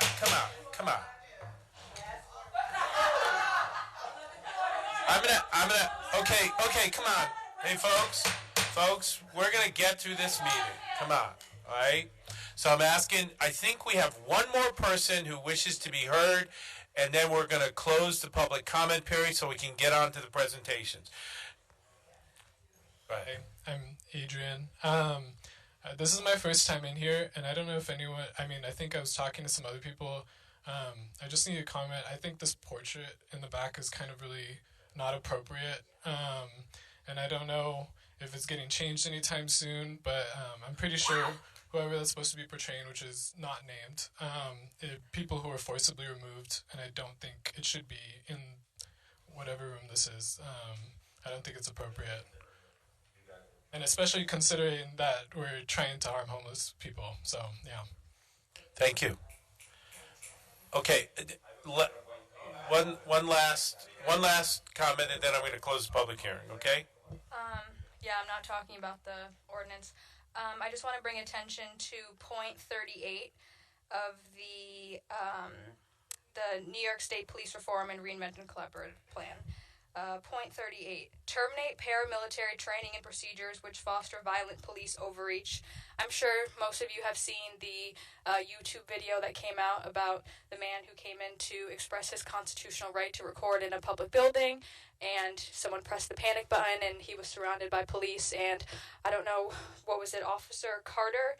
He was very pretentious. I don't know who he's protecting and serving in the city of Saratoga Springs, and you should probably look into him. Thank you. So we're going to close the public comment. Okay. We got one more. This is going to be the final one. Okay. Thank you. Alexis Figueiredo, know who I am. Blah blah blah. For one, Commissioner Montenegro, I would like to know, what was the point of even bringing up this ordinance that you knew was going to go nowhere in the city? Was it just to cause a stir up and divide in the city between our community? That's all you have done. You also with sabotaging your political ambitions for next election when you are doing nothing but angering the same people who voted for you, angering the same people who campaigned for you, same people who canvassed for you, same people who showed up all to your events, same people who let you be at our events. Is that the purpose of this? I'm very confused by this. And then, as I said, the ex-commissioner returned out of hiding when your story, your little write-up came out about Darryl Mountain. Before then, the same man lived in Saratoga Springs and had been in his little groundhog hole for years.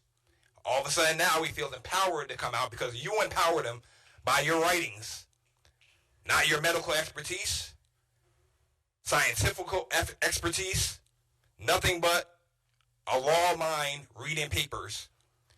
You don't know Darryl Mountain's mother. You don't know Darryl Mountain's family. You don't know Darryl Mountain's past. You don't know anything besides what you've read or what you have been told. You have no facts because you don't know. Clearly, don't care. Because the things that you said you cared about, all of y'all ran together, all said you cared about the homeless, all said you cared about public safety, meaning everybody's safe in the public.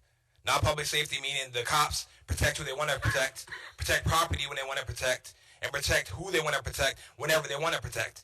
And the fact that you would ever come up with an ordinance for a police department that is, like everybody said, under investigation. I don't think you, maybe the city council, maybe some people in the city don't take it serious when the Attorney General of New York State, the same person that's investigating Donald Trump, is investigating Saratoga Springs. Do you know that Saratoga Springs Police Department is the smallest city of any city that the Attorney General has ever investigated for civil rights violations?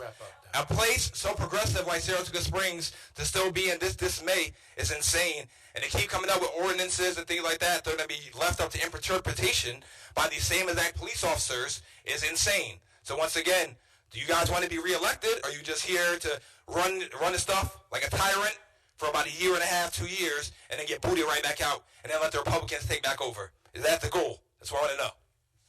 Thank you. We're going to close the public comment period now, and we're going to move on to our presentations. The first presentation actually is going to be a presentation from Commissioner Montanino to the fire department. I think we're going to do that just so that they don't have to, the fire officials, correct? Didn't you want to move that up? The fire department. So I think it's the county. Thank you, Matt.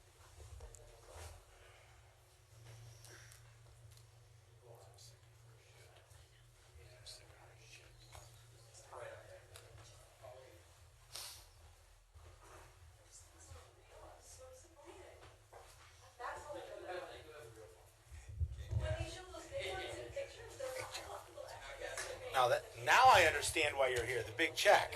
Hi, everybody. See you, Frank. Hey.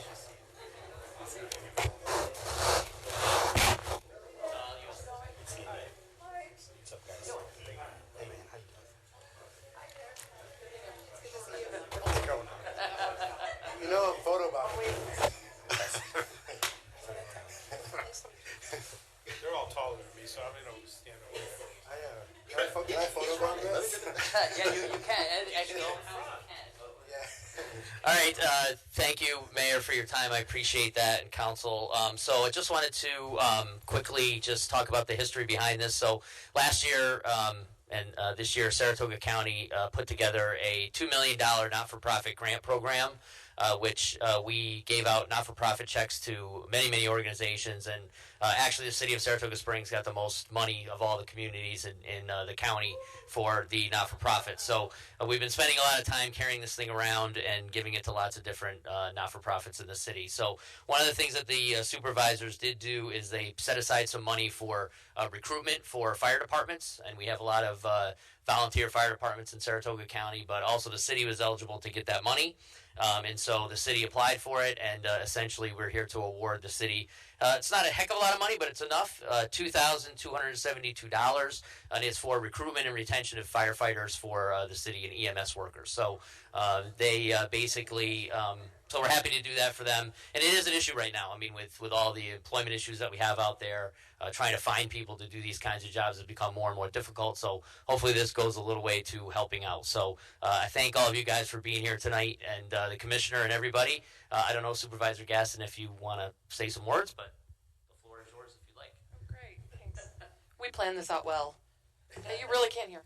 No, I just wanted to say thank you. I mean, obviously, emergency response is one of the major functions that we can provide here in the city, and to have such an incredible force, very responsive, erect. I know whenever I've had to call, I did get a funny look when my oven started ticking and a firefighter came in and just unplugged it. But the fact that, you guys were able to respond and make sure that my family was safe, that's really tough work, and I know it can be very difficult to maintain and retain EMS because you're seeing a lot of very difficult situations. You very rarely see someone who's like, oh my God, it's my best day. So thank you for what you do, and we hope that this helps at least a little bit. Get some more people on so maybe you can take more naps or whatever. Play pickleball. Yeah. commissioners, please come forward. I don't know, Commissioner Montanino, if you want to say anything, but please come on forward and we'll take a photo or something. I don't know. I just want to say thanks. Oh, okay. Very welcome.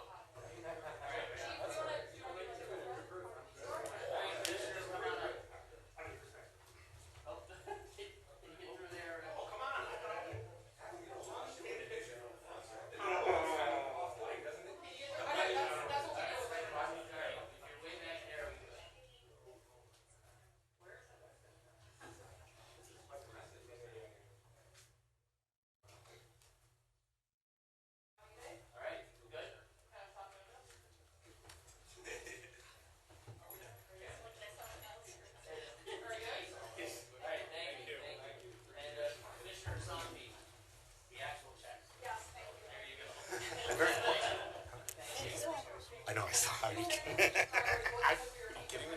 I watched it until I got here. They're going that way around, guys. See you.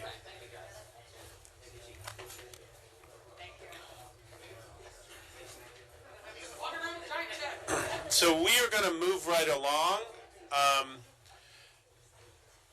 We have the first presentation is by Colonel David Cummings. It is regarding a veterans court that he has been promoting for Saratoga County over the several years. To all the presentations, that we are giving you 10 minutes. I'll do my best not to completely pull you off the stage, but we have three other presentations after you and a full city council agenda, so we hope you can keep to that, okay? Thanks. Thanks, Mayor, and several people. It's actually good to come here. I normally don't use the title colonel anymore, but I've served in several Soviet bloc countries. And to see people speak up and speak their mind it's really refreshing. I mean, as challenging as it is, and I applaud all of you, the attendees here, as well as the people that vote for office. Why you do it is beyond me. But thank you very much for doing that. And I've served in 38 countries. So I think I know what I'm talking about. I say there's nothing better in America, and we can always work on it, always can make it good. A lot of people know me because I wear Brother Matt kilt a lot, so they'll know me for that. You get your image. I only wore an army pin tonight, but I also wore, it turns out, my tie wouldn't fit because of COVID caught me unawares, putting on weight. But it's my army kilt color. So obviously, the military has been very important to me. I served almost 38 years. The critical thing, I've spent time on the Saratoga County Chamber of Commerce and our affiliate, the Veterans Business Council.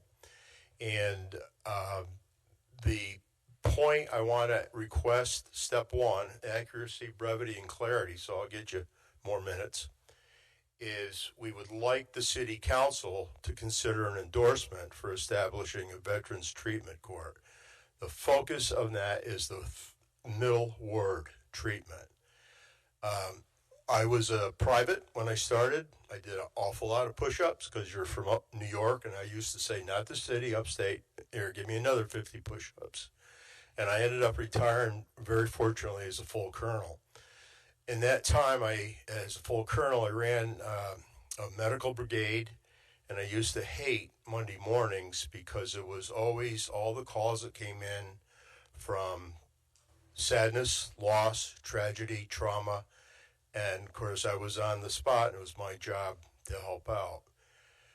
Military, sadly, doesn't have a whole lot of good stuff for people who are suffering trauma, who've suffered injury. I was actually, as a clinician, as a kid, I say back, my specialty was post-traumatic stress. And now it's over-popularized in the press. It's still misunderstood. And the other thing that's misunderstood, the first time somebody said to me, thank you for your service, I was taken aback because I know the intent was there, but it's unintentional. You have not a clue what I've done in 37 years. just wearing a uniform doesn't paint me in a particular mentality of people's observations. So the difficulty we have today, why I'm asking for the city to endorse, is a Veterans Treatment Court. There's 38 in New York State. There's none in this area. The 4th Judicial District, there's one in Clinton, there's one in Essex, there's nothing else in about 80-mile radius. We believe that it's an advantage to keep people with their prior histories of being traumatized, unfortunately reduced to using drugs, being victims, suffering through mental illness. The collectivity of those things weigh on people tremendously. The Veterans Treatment Court lets somebody who commits felony come in, plead guilty, and then it's a 4-part growth program of learning how to manage their lives with support systems around them. And if they successfully pass the program, they get that felony either dismissed or broken down to misdemeanor. The two things that are not included are murder and sexual offense. Those are not eligible for Veterans Treatment Court. So we kind of, every local court can also make its own rules. The first New York State court in the country, in fact, was in 2007 in Buffalo. So we have roughly 18,000 veterans in Saratoga County. By virtue of all the, analytics, a lot of those folks probably, and I haven't had a chance, I asked Reverend Dart to help me out maybe with, in the homeless community, there are people who would benefit from this program, and to help people work through these options. Yeah, they include homes, they include guidance, financial. Soldiers talk to soldiers. So the other linchpin to Veteran Treatment Court is to create a mentor base in Saratoga County. And we've got a really, really strong veterans group that kind of works together and also sometimes not so well together. So the first step really would become to ask the city for your endorsement to start a Veterans Treatment Court. Questions? No. Can this be in the city courts? It's okay. Is this in the city courts or the county courts? Where's it typically located in the county? It's all over the country. I think there's 600 all over the country, and they're everywhere. I've got a good affiliation with Lancaster, PA, and it's a city court judge who's not a veteran, and he has about 60 veterans, and the important thing is they've had something like 20,000 people in 10 years go through their program. They have an 80% success rate of keeping people out of recidivism for repeat crimes or to get out of that spiral of sometimes just making a simple mistake. And all of a sudden you end up in court as burdened public defenders. They don't know enough. I mean, when I took a brigade, I had to laugh because my table of organization, I had not only one but two attorneys on staff, and I also had two clergy. And believe me, I used all four of those folks a lot. So to answer your question, it can be a city, it can be a county, it can be regional. So we're kind of like just who wants to sign on? And, to me, I mean, obviously all those years I wore a uniform. It's just common sense, and I don't know why anybody might not want to say go for it. Any other questions? I'm just trying to think of, does the Veterans Court, does it operate within the framework of the existing court, like our homeless court? Is this It an could. extension of? I know there's several courts authorized in New York State by surrogate procedures and criminal practice law. Homeless could be involved, certainly. Drug court's clearly involved. So you can blend and mesh all that stuff. And the whole key is, again, treatment. We just don't want to say, here's a document that tells you about what you can apply for disability benefits or just straight up benefits. A lot of military retire and never look at the benefit package they have for having served. I'm not sure if that gave you a little direction. And I'm also available. You got a handout, I think, 5 copies. I do have a question for you, if I may, Colonel. It's Dave. Okay, Dave. Well, it's for 10 years. 18,000 veterans in the Saratoga County. That seems like a considerable amount of folks. Have you ever presented this to like the DA or someone at a higher level within the county besides our city? In 2017, I had a first conversation with the county judge, Jim Murphy, and he advised me, and I followed through. I sent a letter to the 4th Judicial District Administrative Judge, Caruso, I've forgotten his first name, and asked him would he give us guidance, and he kicked it back. Then COVID hit, so a lot of 2018, every opportunity I had at Chamber of Commerce meetings, Veteran Business Council, party affiliation that I used to work very hard for one of the public parties. And I did have a conversation with the current DA who just kind of didn't think it was necessary. She said it was not needed. Then recently... Our current DA, Karen Hagan? Yes, ma'am. Sir. And, Gotcha. Yeah, and that's...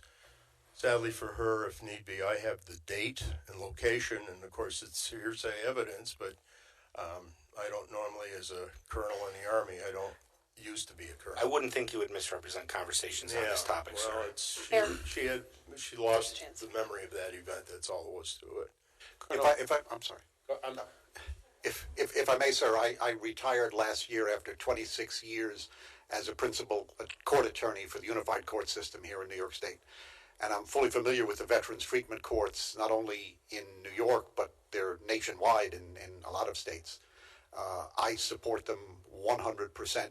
I think they're the concept of the specialty courts has been very successful. I worked for 12 years in the integrated domestic violence part in Rensselaer County, and the specialized courts do a phenomenal job of providing services to the people who need them. I'm 100% in favor of veterans treatment courts. Thank you. And as you know, the hardest challenge is, so we talked about 18,000 local in just Saratoga County.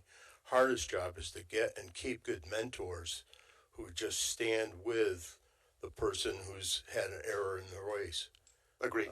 And that's a constant, so I stand ready to do that. Thank you. Okay.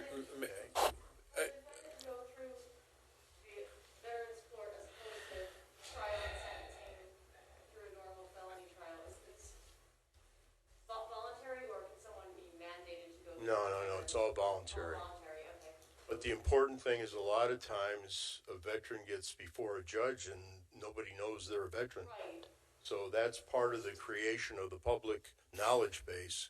Say, I almost feel it should be one of the first questions of like, have you had military background? Commissioner. Is this, and I apologize, just if it says it here, is it only for veterans who have committed a felony, or is it for veterans who have committed a misdemeanor?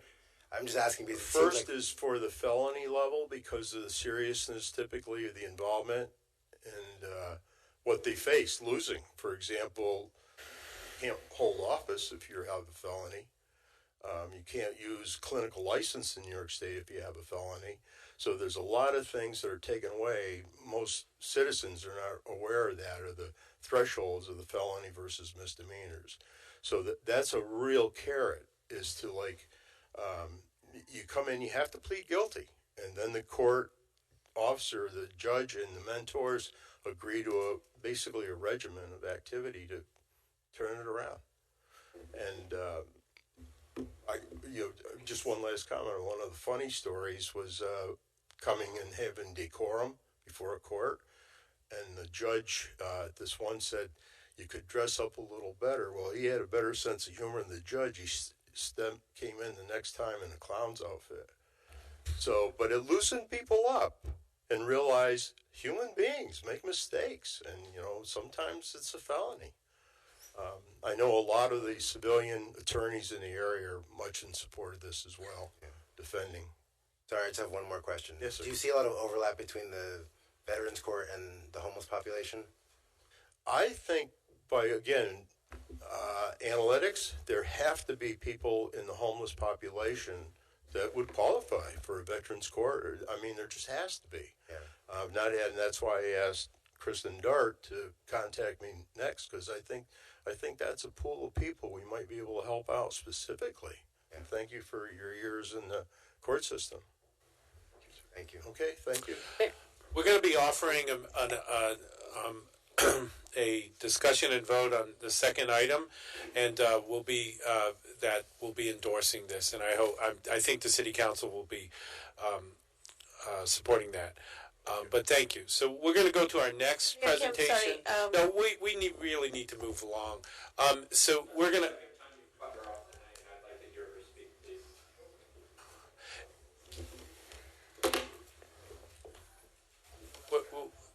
Go ahead, Supervisor. He's already left, so I will just step out and make my comments. It's to make sure that he's aware of the programs. So we're now going to go to the presentation of Shelters of Saratoga. If you come up.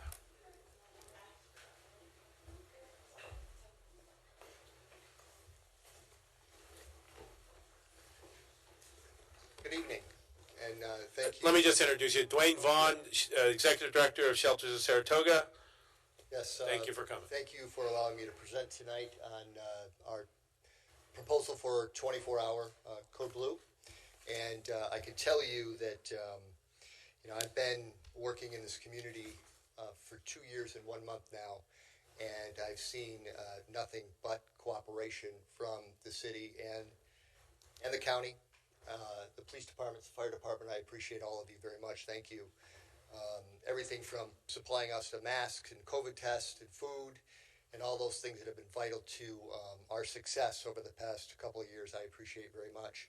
A little backstop on me is that, I started working with homeless in the late 90s and opened my first homeless shelter in 2003.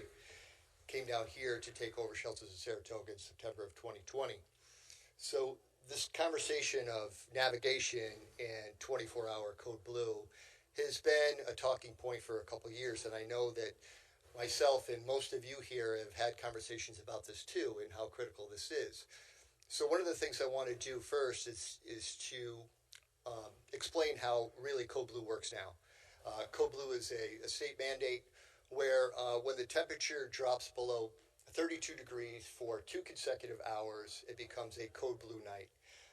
Personally, I do not like that philosophy whatsoever. Why is it only okay to take care of our homeless when it hits a certain temperature outside? So currently, we do operate the Code Blue at Adelphi. It's been, I think Code Blue has been run in the city for about 8 years now. Can you just clarify that it's not the Adelphi Hotel? Because sometimes people have that kind of misnomer too. Can you clarify that it's not the Adelphi Hotel? The hotel. Because people say that, and I'm like, no, that's not. 4 Adelphi Street. Not how Saratoga handles their business. So, which we'll talk about that later. So currently, the way Code Blue operates is that we are subsidized through the county from New York State, and we are reimbursed for expenses only that occur during Code Blue times. And this is difficult because we don't want to close when it's 34 degrees and it's raining in January, right? That's a very difficult thing to do, so we stay open. Thankfully, the county has worked with us on reimbursements and made sure that we are covered during those times. Now, when we shut our Code Blue down in the morning, it's early and people are leaving to head out into the cold, and that's something that we want to stop, and I know that's something that all of you have had concerns about too and have brought to me and said, hey, Dwayne, how can we fix this? And I appreciate that. So when it comes to the 24-hour Code Blue, we're talking about navigation. So when the work gets done to help homeless, it doesn't get done at night, at dinner time before people lay down and get up in the morning and walk back out to the street. Navigation is simply a term of where we can do the work, when we can sit down and do the work. So to have navigation, a couple things have to happen for the good work to get done. We have to build trust and we have to build relationships with people that are on the streets or people that are homeless. And that happens through what we believe is going to happen when we have full-time navigation.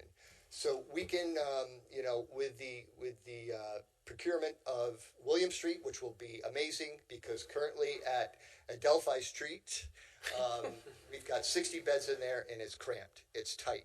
I can forward you some pictures of what it looks like now. We have a little tiny nook in the back by the old garage door because this used to be a garage. where we're going to have a case manager this year to try to work with people in the evenings and try to get there a little early, bring people in to work with people, to make connections, to move them into whether recovery programs, get medical attention, whatever we might find that they're going to need to survive. So with the advent of us, with all of you allowing us to have William Street and move into what is currently the senior center, it's going to allow us to do so many things. It's going to allow us to bring other agencies in with us, our partner agencies, that we see in our community, like, for example, RISE, Salvation Army, even Saratoga County Department of Social Services. We want to make a space for everybody to come in and join the fight against homelessness. So during that day, we have also had some conversations with Sully from the Old Bryan Inn and Longfellows, and he has offered to try to match us up with some workforce development for maybe hospitality training, restaurant training, things like that. We do at one of the great things about the senior center currently has got a big kitchen where we can actually provide lunches, right? So if we can get food on people's table during the day, and then we're going to be able to have conversations, make those relationships, build that trust. So this is a really critical, important piece that we need to have happen to solve the problem of homelessness on the streets of Saratoga. Saratoga is not unique in its homeless issues than many of the other communities in our country. Homelessness is not just a Saratoga problem. It's a problem just about in every community across the United States and frankly in the world. And, I appreciate that you all have had conversations with me about this, looking towards solving this problem on every level. I know that when I first came here, this is going to be my third Code Blue season. The first year before I got here, there was over 100 police calls during Code Blue. And in our first year, we reduced that number from 100 down to 9 police calls. Last year, we had 12 police calls. One of the things that I talked to the fire chief about is, how can we get some of these ambulance calls down? I had a conversation with a doctor today from Saratoga Hospital that wants to provide possible medical services at Navigation, right? So we can attend to some of the issues that are going to keep people out of the emergency room, which is costly, right? So these are all the issues that we feel that we can make a huge positive impact on, and we can't do it without the city and the county support and the support of the community. We can't do it without volunteers. We can't do it without a dedicated staff, and a lot of those pieces we have in place. One of the most important tools that we need is the proper facility to do the work, and the senior center fits that bill darn near perfectly. The location is good. I know that we're going to have some, NIMBYism, of course, that happens everywhere. But what we're going to do is we're going to put the proof in the pudding. We're going to do a good job. We're going to make sure that we are cognizant of our neighbors. Shelters of Saratoga needs to be thought of as an asset to the community. We're not political. This is not a political topic. This is a human topic. And we're going to keep it that way. We're not taking stances on memorandums or anything like that. We just want to get in the game and help people, and we appreciate your support. A couple of things that we think are going to happen with 24-hour navigation. We think that, first of all, if we can let some of our people that are coming in get a good night's sleep, sleep a little bit later. Right now, they're getting off their cots at 6:30, 7 o'clock in the morning, and they got to go out because we are not covered during the day to have Code Blue. All right? And Dwayne, when will the 24-hour start? No, is that November 1st? Is that the plan? Well, it comes down to funding, purely. We're going to have some conversations with the county to see where we stand with that. I know that they are willing to work with us in whatever way we can, but I know that to be safe, we have to be staffed, and that costs money. And I know that we've had that conversation with the city council members to make sure that this will happen one way or the other, whether it's the county funds or city funds. We are working with the county. Supervisor Weech Supervisor Barrett and I are meeting on Friday to discuss this, so we will be talking about it. One of the things that we're looking for some advocacy upon is a blackout period for Code Blue. Last year we were open 157 days. The year before that we were open 155 days. We wrapped up Code Blue around April 1st last year. We had to reopen for a couple of days because the temperature dropped towards the middle or end of April. That's difficult. I think another thing that we need to recognize is that when we hire staff and we say, oh, we can't open up Code Blue yet because it's not 32 degrees. It looks like it's going to be 33 tonight, but you can't come to work because we can't pay it because we don't have the money. Right?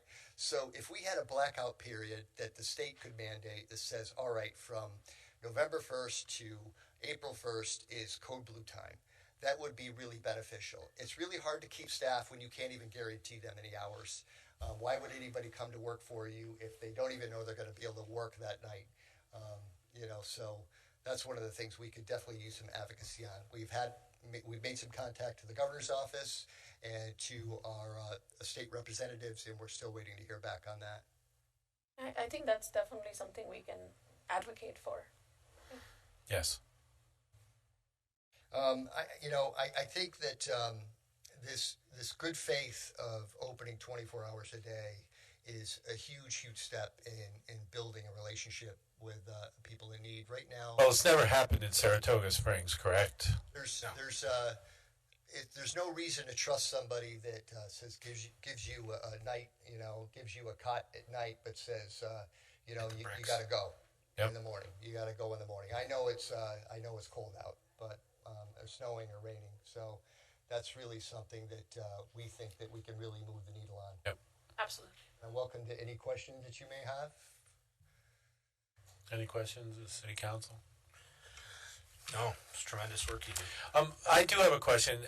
At the point that the Senior Citizen Center vacates, how long will it take the shelters to take over the space for the first purpose of just a shelter? Well, we've been known to move pretty fast. It would probably take us maybe as quick as a week or so. And then the Navigation Center is more involved, but that'll take about how long to put that together? I think it's all in the same bucket. Okay, we can great. all do the Good. same. It all depends on the funding. Good. Personally, we may use the senior center if we get it the 1st of January. That's when Code Blue really ramps up. Right.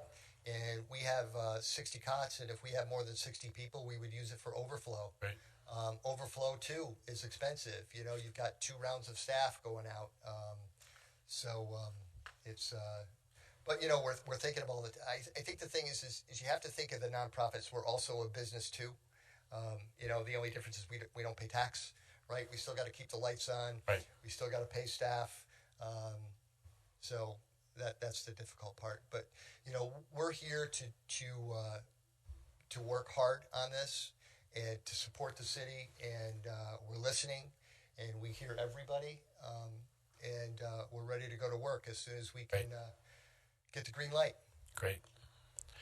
And as you know, we have the first item on our agenda is to vote on the resolution to commit to the shelters of Saratoga for 9 Williams Street. And I know there's discussions about having a low barrier shelter year round, which would be great, to do that work also. But we are examining the possibilities with the state because all shelters have to be certified come January 1st in New York State. And with certification comes requirements like your residents that come in there has to be a set of rules. There has to be case management plans, things like that. So if people are not willing to participate on that, we wouldn't be able to have that. So it may come down to a certification issue through the Office of Temporary Disability Assistance also, but we're looking into it. Sure. Any other questions for Dwayne? So again, thank you all for having the dialogues. We've been having the conversations for months now, and I appreciate it. And I also appreciate that most of you have initiated those conversations. and that tells me a lot that you do care about this population. Thank you. Thank you. Thank you. We now have our last presentation, which is the Finance Department's auditors.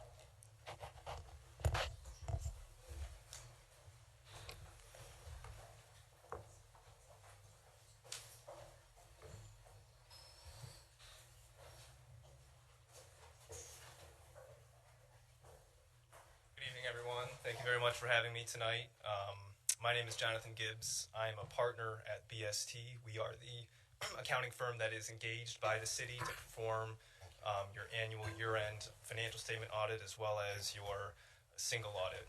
Christine's passing out our deliverables here. There's 4 deliverables that we are presenting this evening that I'd like to quickly run through. As I understand time, you have quite the agenda this evening, so I'll try and keep it brief here.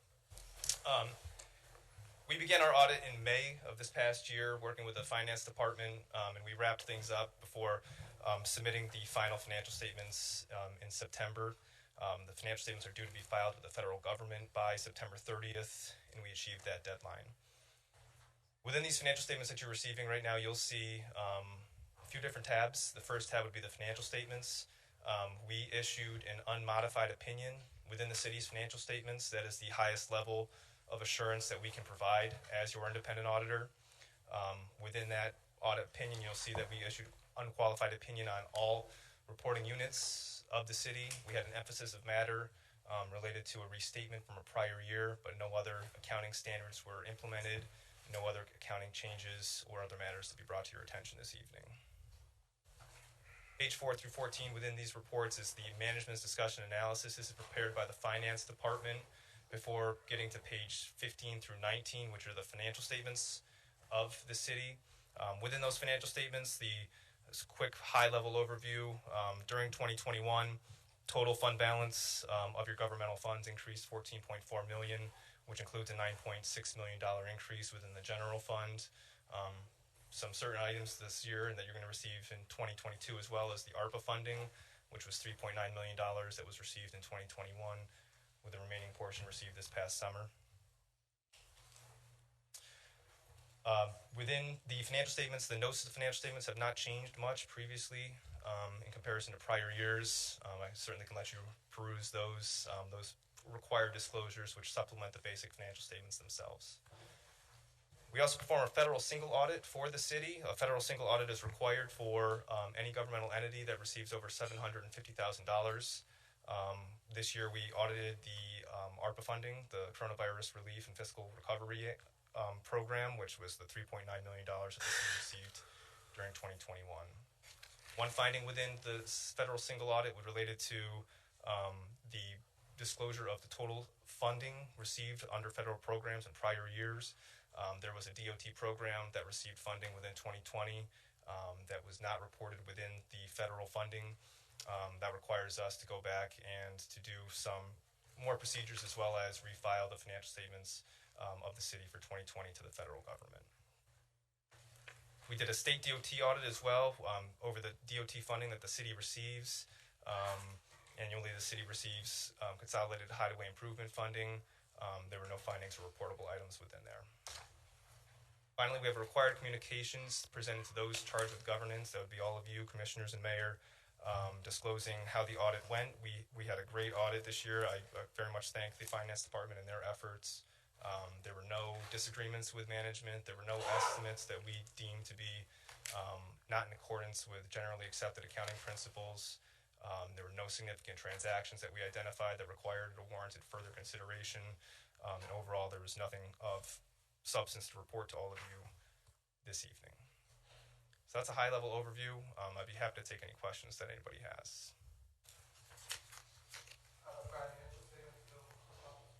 Yes, they are. Well, they're filed with the federal government, so you can go on the federal government's website and pull them down. I'm not certain if the city posts them.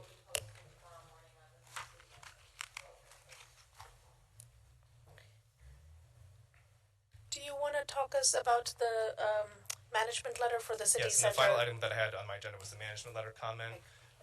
This does not rise the severity of the federal single audit finding, but we did During our testing procedures, we do numerous testing procedures, as you can imagine, over each line item within the financial statements, one of them being payroll. During that testing, we found within the city center, there were certain instances where the time cards were not matching what was actually reported on the payroll register. Obviously, we investigate that and determine that the policy was that there's certain salaried employees that are not required to fill timesheets.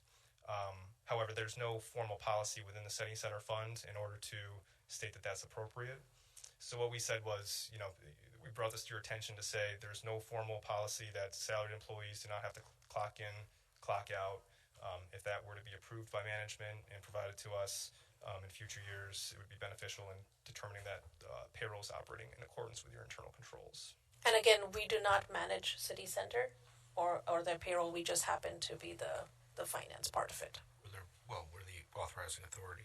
Right. But I just want to make sure that we're not the ones setting the policies. Does anybody have questions? Any other questions? Thank you. Okay. Thank you very much. Thank you. Appreciate your time. Thank you. Thank you, Christine. I'm asked that we do a 5-minute break, so we will come back at 8:30.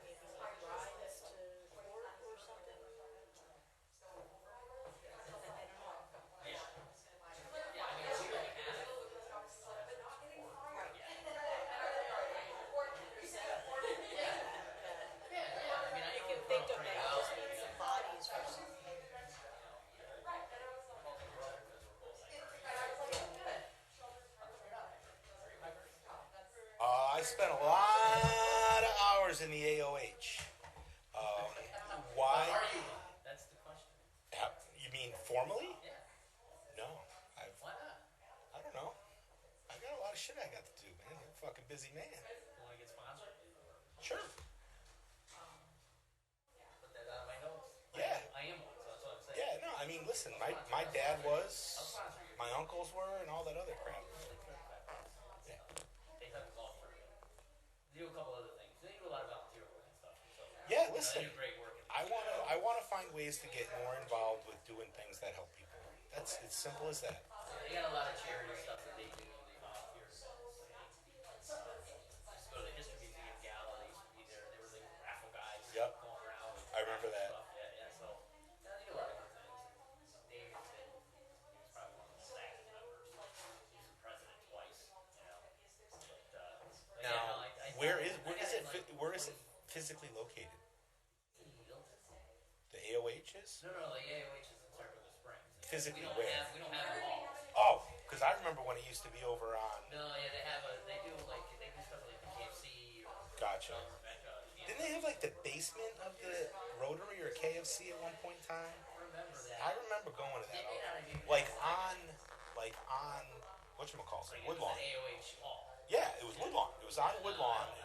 Who used to be on Woodlawn? KFC or the Elks? That's what it was. Not up the hill. I'm talking right next to the parking garage in that area. We did bingo tables.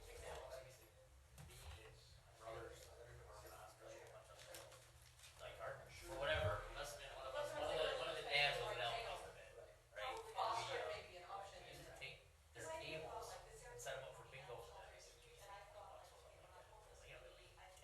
Yeah. They loved it. We loved it. It was like money. And they loved all the help. But yeah, Yeah, I mean, I don't know what we can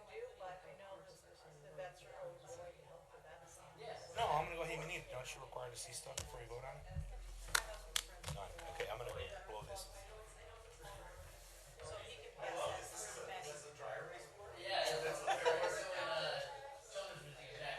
Jen and I went as the prize patrol one year, and so she had like her hair up in curlers and like the moo on, and I had like the suit with the balloons and the big check, but it was a paper check. Hi, quick question.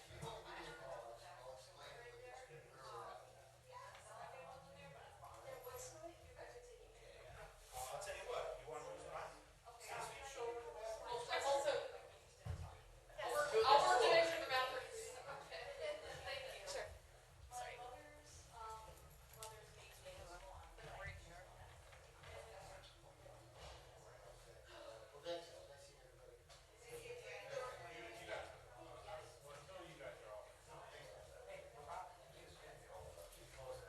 I think I need coffee. Thanks, Frank.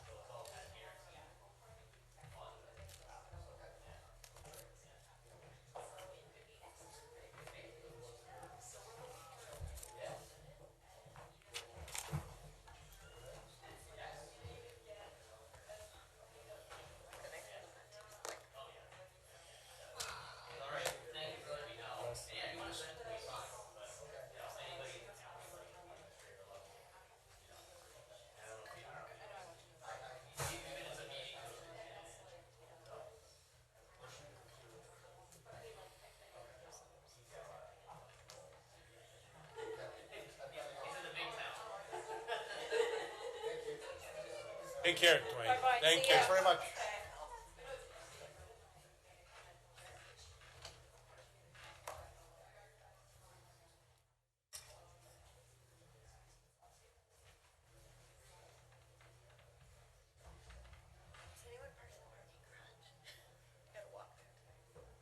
No, but I can drive you there.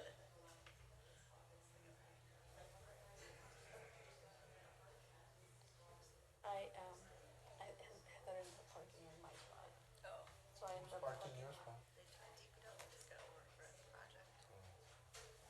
I parked in Francine's spot. Yeah, I can tell her. Yeah, of course. Okay. Absolutely. She didn't need it? Because it's late at night, they usually don't come in until like, They come in. She comes in for night course, but not tonight.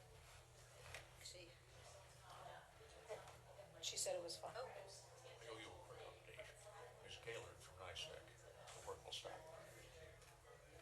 Until we straighten the details out. Are you going to be able to straighten it out? Yes, I hope so. Great. That's great. Thank you. Great.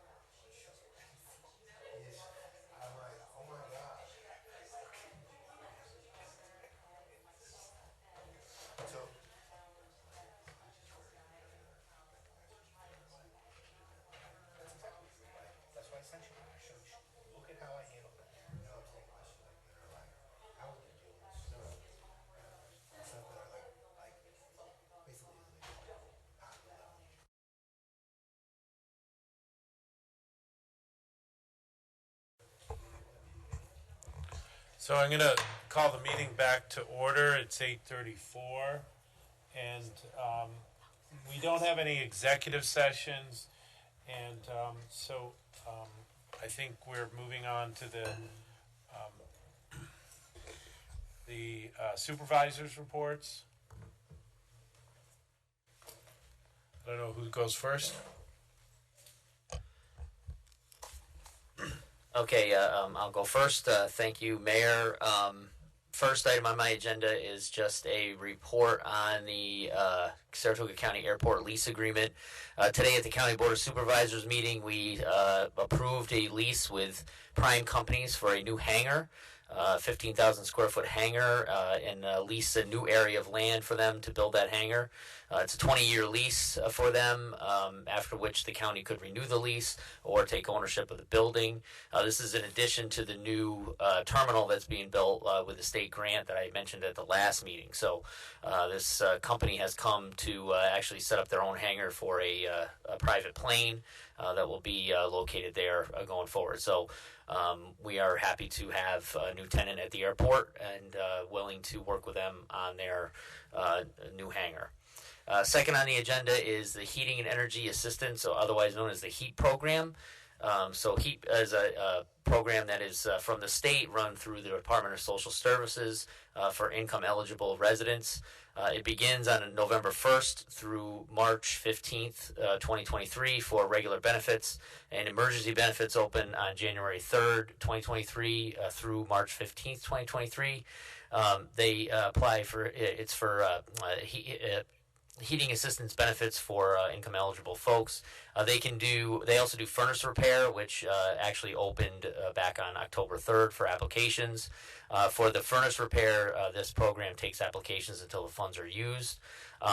Some residents are automatically eligible for HEAP program benefits based on certain programs that they are already enrolled in through Department of Social Services. Otherwise, a person or family must meet income requirements to receive benefits through the Heating and Energy Assistance Program. So in order to apply for this, you would apply, they give three ways. First is apply in person at DSS, which is definitely old school. You could call 518-884-4146, which is the HEAP number at DSS, or online at the phone number? Yeah. 518-884-4146, or online at mybenefits, all one word, .ny.gov. So if a resident is interested in the Heating and Energy Assistance Program and believe they are income eligible or are part of one of those social programs that they're already enrolled in, use any of those methods to get a hold of somebody to apply for benefits. Third on my agenda is just a quick update on the Trails and Open Space Committee. That committee met earlier this month, and one of the things that was on our agenda were the trails grants that the county had put out for this year. We had put $100,000 in our budget for trails. We received applications totaling $118,000 for total awards, including a application from the city for $10,000 for trail work on the Blodgett property, which is near the Cateros Creek. It's an open space parcel that we purchased some time ago, but also has a trail that runs to it. So today at our board meeting, our full Board of Supervisors meeting, we awarded those grants. So congratulations to the city for $10,000 in trails grant. You should be receiving some communication from the county on that at some point to accept the funding. Fourth on the agenda is Economic Development Committee, very similar vein. So we had the committee approvals for the economic development grants this month. This is a little bit different than the trails grants in that the full Board of Supervisors does not have to vote to approve those. Only the Economic Development Committee approves those. The grants were fully approved. We had $150,000 in our budget for that. And this is the award for $14,200 for the outdoor dining program that the council voted to apply for last month. So that was approved. So again, congratulations on receiving the funding for that program. And you'll be hearing from the county shortly on how to voucher for that and get the reimbursement on that. Hey, Dylan, outdoor dining got it. Yeah, that's awesome. No, we're good. So yes, again, 2 great programs, and hopefully I'm glad that we could help. So, and number 5 on my agenda, we actually already did back at presentation, so I don't think I have to go through that again. So congratulations again on the funding for the fire department. And that's it for my agenda. Thank you. Thank you, Supervisor Veach. Supervisor Gaston? Thank you. The first item on my agenda is a public health update. As has happened for the past few city council meetings, we still remain at approximately a 10% 7-day rolling average positivity for COVID-19 in Saratoga County. The CDC has labeled us as a medium risk. We are maintaining relatively stable rates. Obviously, this is just PCR tests, as I've discussed before, and not home testing. However, because of the medium risk level, we do advise that you test if you have any symptoms, wear masks if you are at higher risk, or are more risk averse. The U.S. as a whole remains relatively stable right now with COVID-19 rates.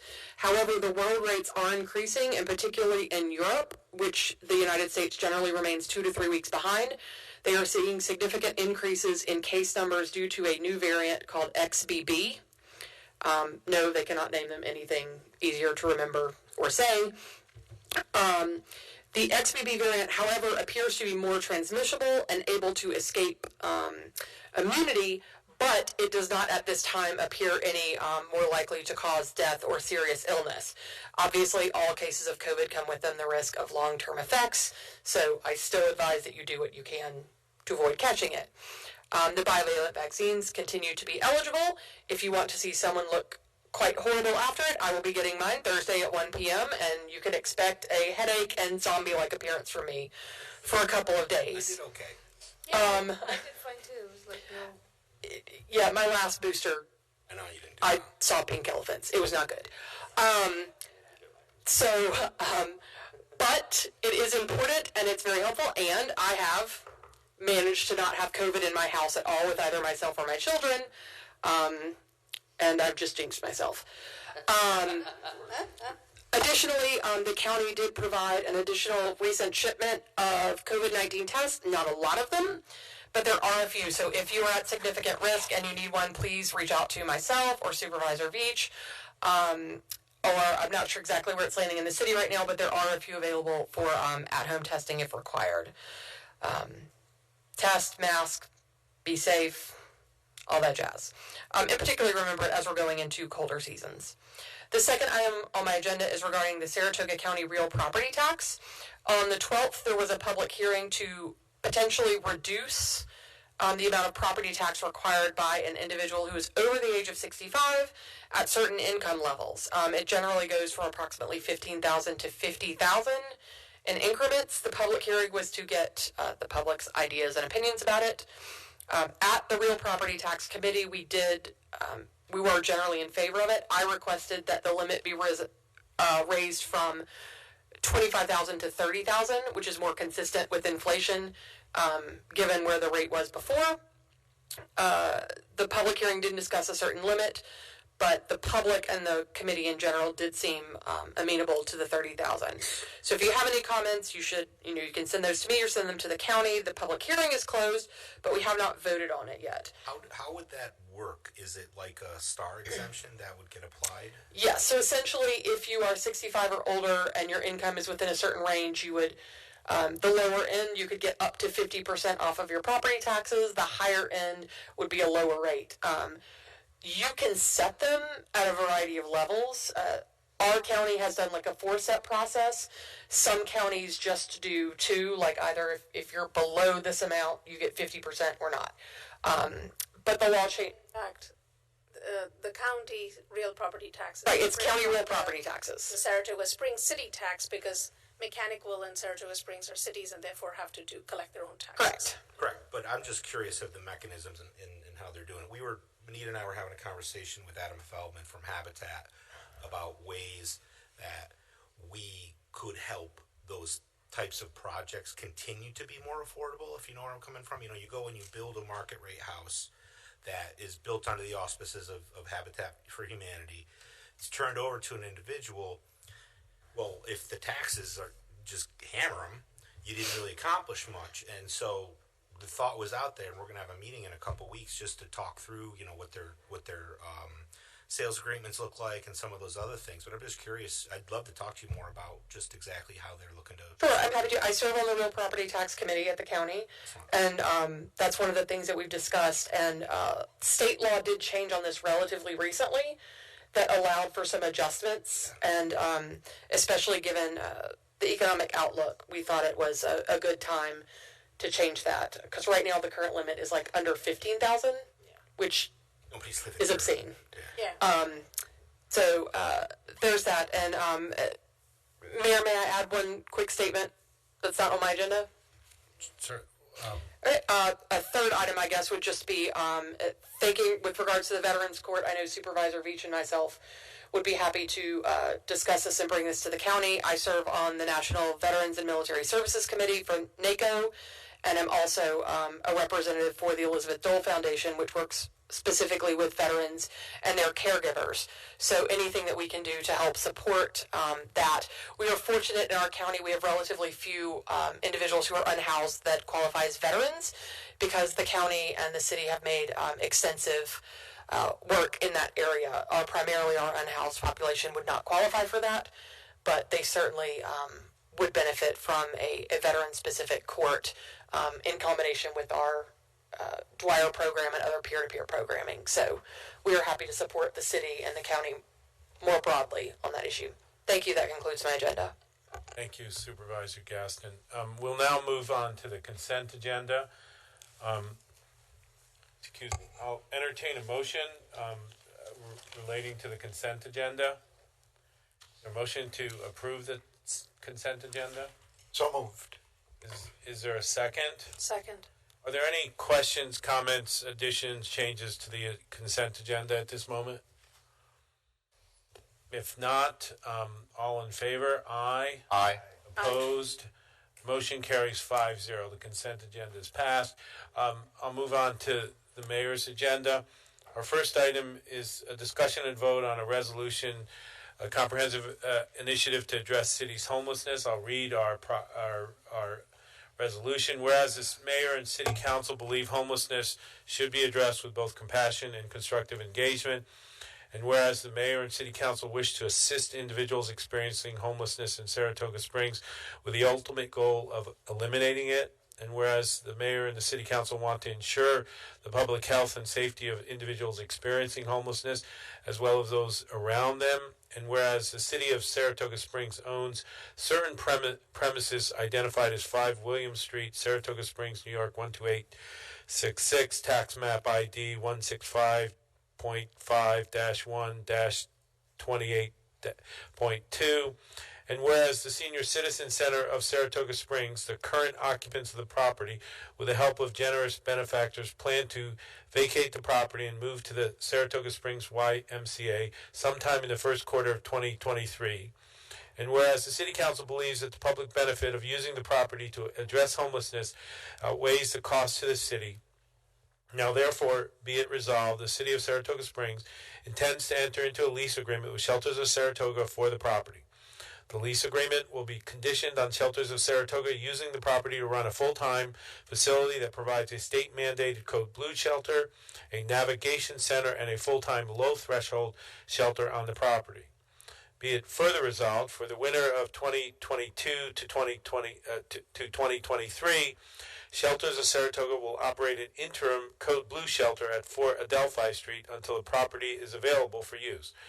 During this period, the mayor and the city council pledged to seek additional funding either from Saratoga County, outside sources, or its own resources to enable Shelters of Saratoga to operate a full-time, 24-hour shelter from on or about November 1st, 2022 to on or about March 30th, 2023.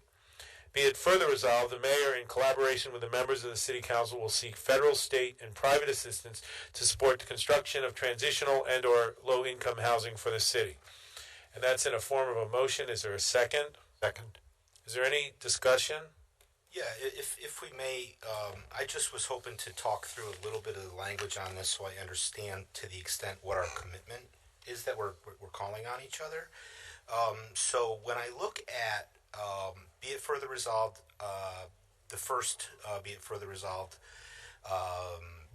Mayor and City Council pledge to seek additional funding from either Saratoga County outside sources or its own resources to enable shelters to operate a full-time 24-hour shelter. Do we have an understanding of what the budget would be for them to operate at this point in time? Like, are we talking about a significant amount or not? So the financial director of Shelters in Saratoga, if you're asking about the 24-hour, 7-day week, it's about $63,000. In addition to what the counties are. In addition to what the county would be doing, it's about that. That's nothing. It's actually about 65,000 plus. Still nothing. Okay. That would be for a season. A season for the predicted season, given the weather. Should we not have any success through the county or other sources? That's a sum total that's well within our reach as a city council. Well, I'm comfortable with that.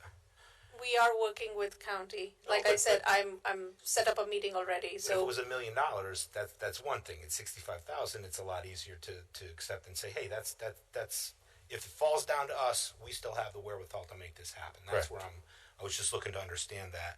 And then so as it relates to the construction of transitional or low-income housing, again, something that is desperately needed, is this more of an aspirational statement, Kim, or is there a specific sort of plan still to come? So there is some conceptual plans on that property. So during the time when we were negotiating, as Dwayne indicated regarding this resolution, and looking at the property and understanding what the potential of it was, the engineering studies indicate that that building can't be built on. Yeah, I heard that. There's no way of going up, so we actually had a developer take a look at the schematics of the plot plan and has said that you can fashion a building to the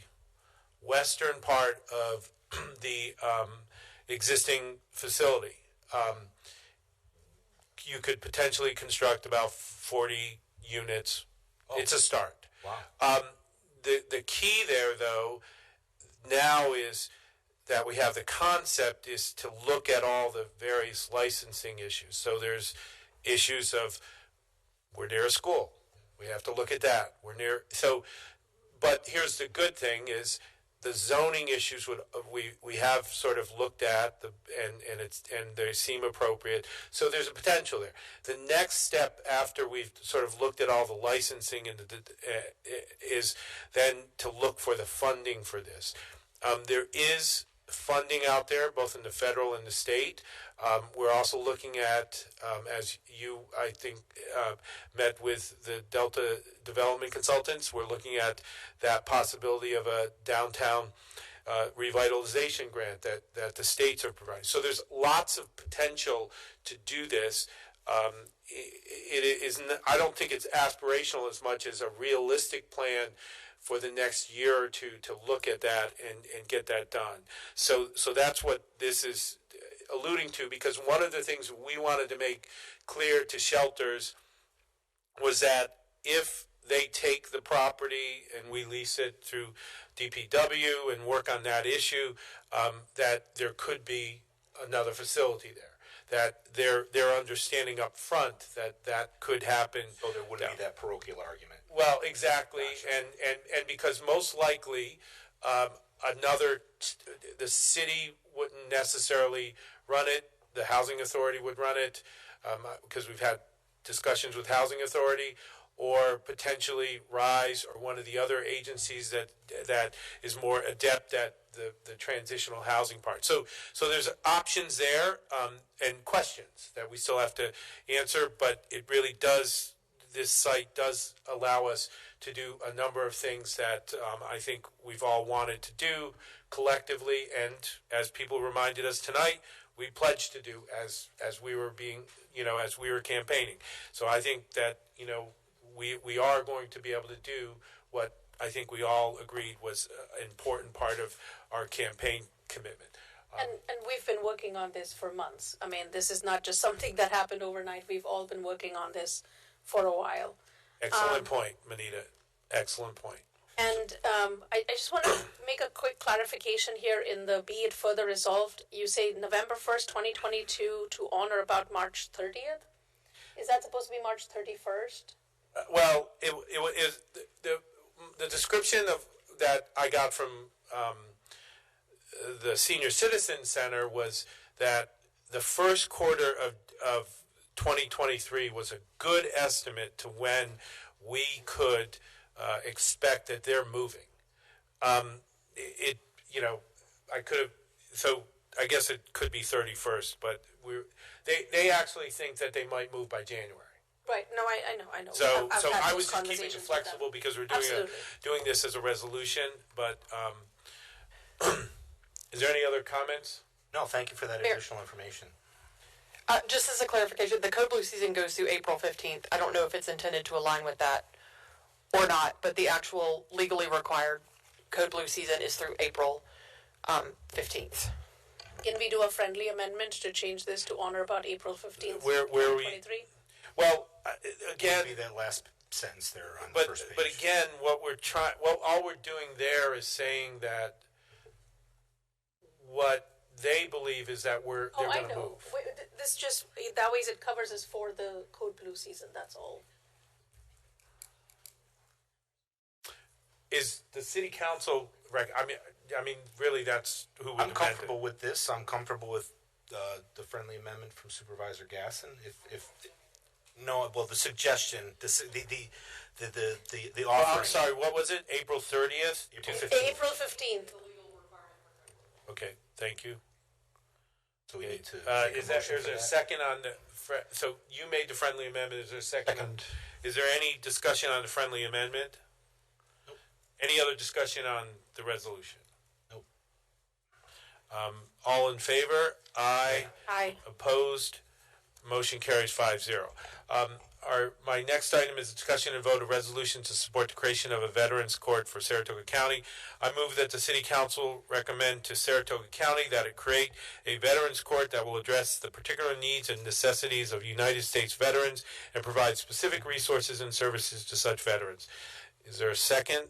Second. Is there any discussion? I don't think I have a document on the.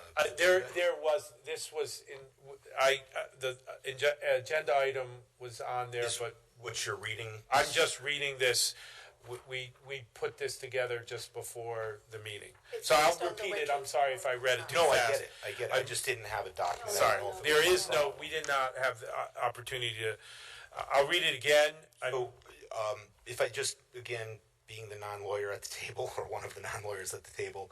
So if I understand this correctly, this is enumerated power within the court system of New York State that we essentially would just be extending, Jim?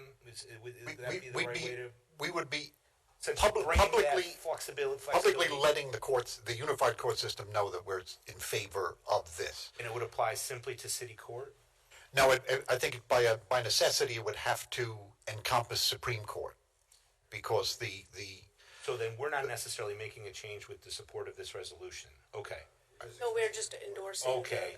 Gotcha. Now I understand what the ask is. Thank you. So I'll just read it again. I move that the City Council recommend to Saratoga County that it create a Veterans Court that will address the particular needs and necessities of United States veterans and provide specific resources and services to such veterans.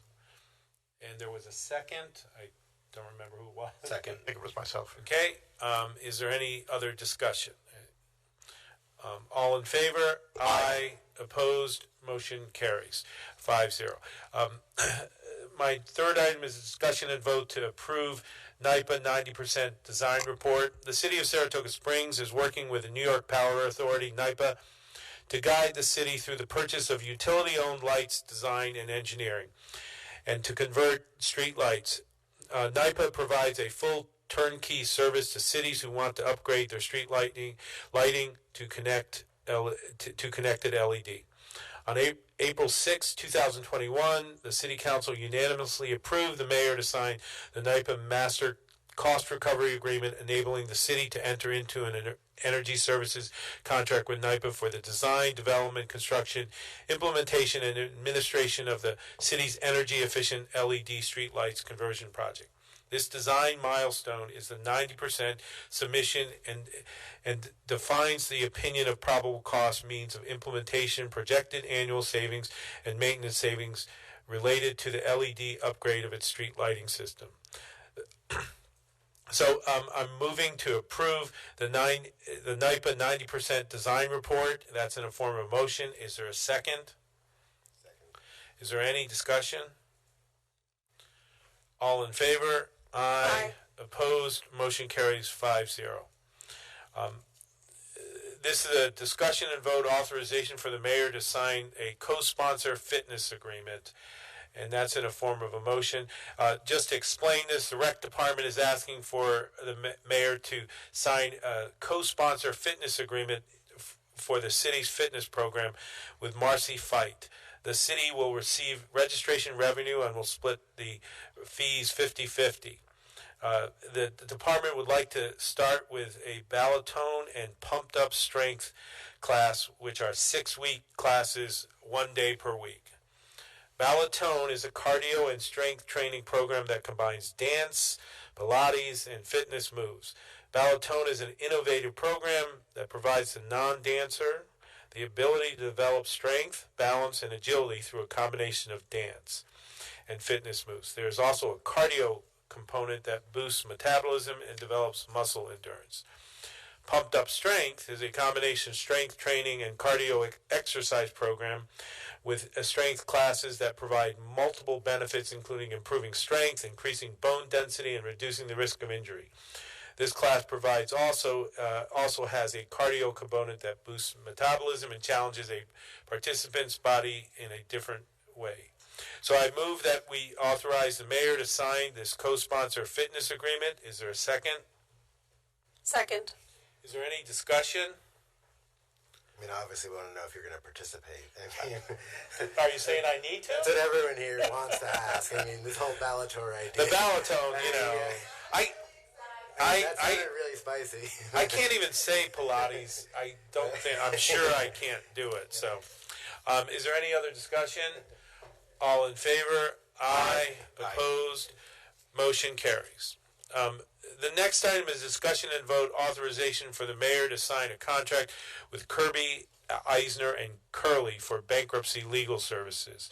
I move to authorize the mayor to sign a contract with Kirby, Eisner, and Curley, a woman-owned business, to provide bankruptcy services to the city in the U.S. bankruptcy courts.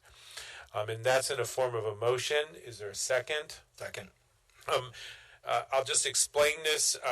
We are, unfortunately, we are not going bankrupt, but we do need council to deal with a matter in Beaver Pond, which is a neighborhood that we'll be discussing, and I know the commissioner at DPW is going to be discussing later on, where the developer has gone bankrupt, and we are now needing to assess our responsibilities and our options in the bankruptcy court in the Southern District of New York.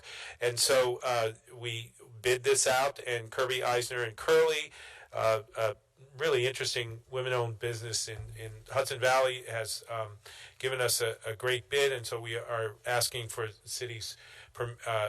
city council's permission to enter into a contract with them to give us that the advice that we need.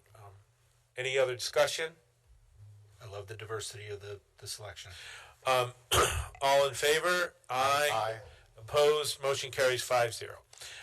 The sixth item is was an announcement to propose alternative 2023 City Council meeting dates. It's my understanding that Commissioner Moran and Commissioner Sangvi would like to wait to hold this off till November 1st. Appreciate that. Thank you. Is it November? Yeah, next meeting is November 1st. Yes. Okay, so that we will pull that and wait for your comments. Announcement reconnecting the West Side grant award. We had somebody in the public here commenting about this, but the city of Saratoga Springs has been awarded by the Capital District Transportation Committee and the Capital District Regional Planning Commission funding to complete the Reconnecting West Side Technical Assistance Program. This is an award that is for $10,000 and also will include CDTC and CDRPC staff who will provide in-kind volunteer services that will amount to about $3,500. So the total value of this grant award is $13,512. This study will assist the city with identifying the safest pedestrian and bicycling options in a residential area along sections of Grand Avenue, Church, Washington, West Circular, Pine Road, and Kirby Road. The project's goal is to encourage healthy alternatives to vehicle traffic, provide a safe route to Saratoga Springs High School for students, and promote community connectivity and mobility in a growing residential area in the city. We will be working with both CDTC and CDRPC to meet with the community, review existing plans, collect and consolidate existing conditions, data, and develop a technical report for the City Council and the residents. We hope with this data, we'll be able to apply for federal and state funding opportunities to build the infrastructure recommended by the study and build community consensus on the best approach to connect the growing West Side neighborhoods currently cut off by the existing railroad on the West Side. I wanted to just announce that. It is, I think, really very timely because we are Grand Avenue residents are really asking us to address this, and I think that this will give us an opportunity for the Commissioner Golub and his crew to also understand what they need to do out there. So this is really very timely, and I'm excited about it. I wanted to announce, my 8th item is to announce that we are joining the call to designate the Navy vessel, the USS Saratoga. The 250th anniversary of the Battle of Saratoga is in 2027, and I know the county is getting all prepared for this, and we've asked the Secretary of Navy to consider designating a naval vessel to the USS, to name it the USS Saratoga. 6 Navy vessels have previously been named the USS Saratoga, and the last was decommissioned in 1994. And so we've sent a letter to Secretary Carlos Del Toro to name a ship, both the USS Saratoga, both to commemorate the anniversary and honor the Battle of Saratoga. My 9th item is an announcement on the 2021 Environmental Monitoring Report for Knowles Laboratory and Kesselring site.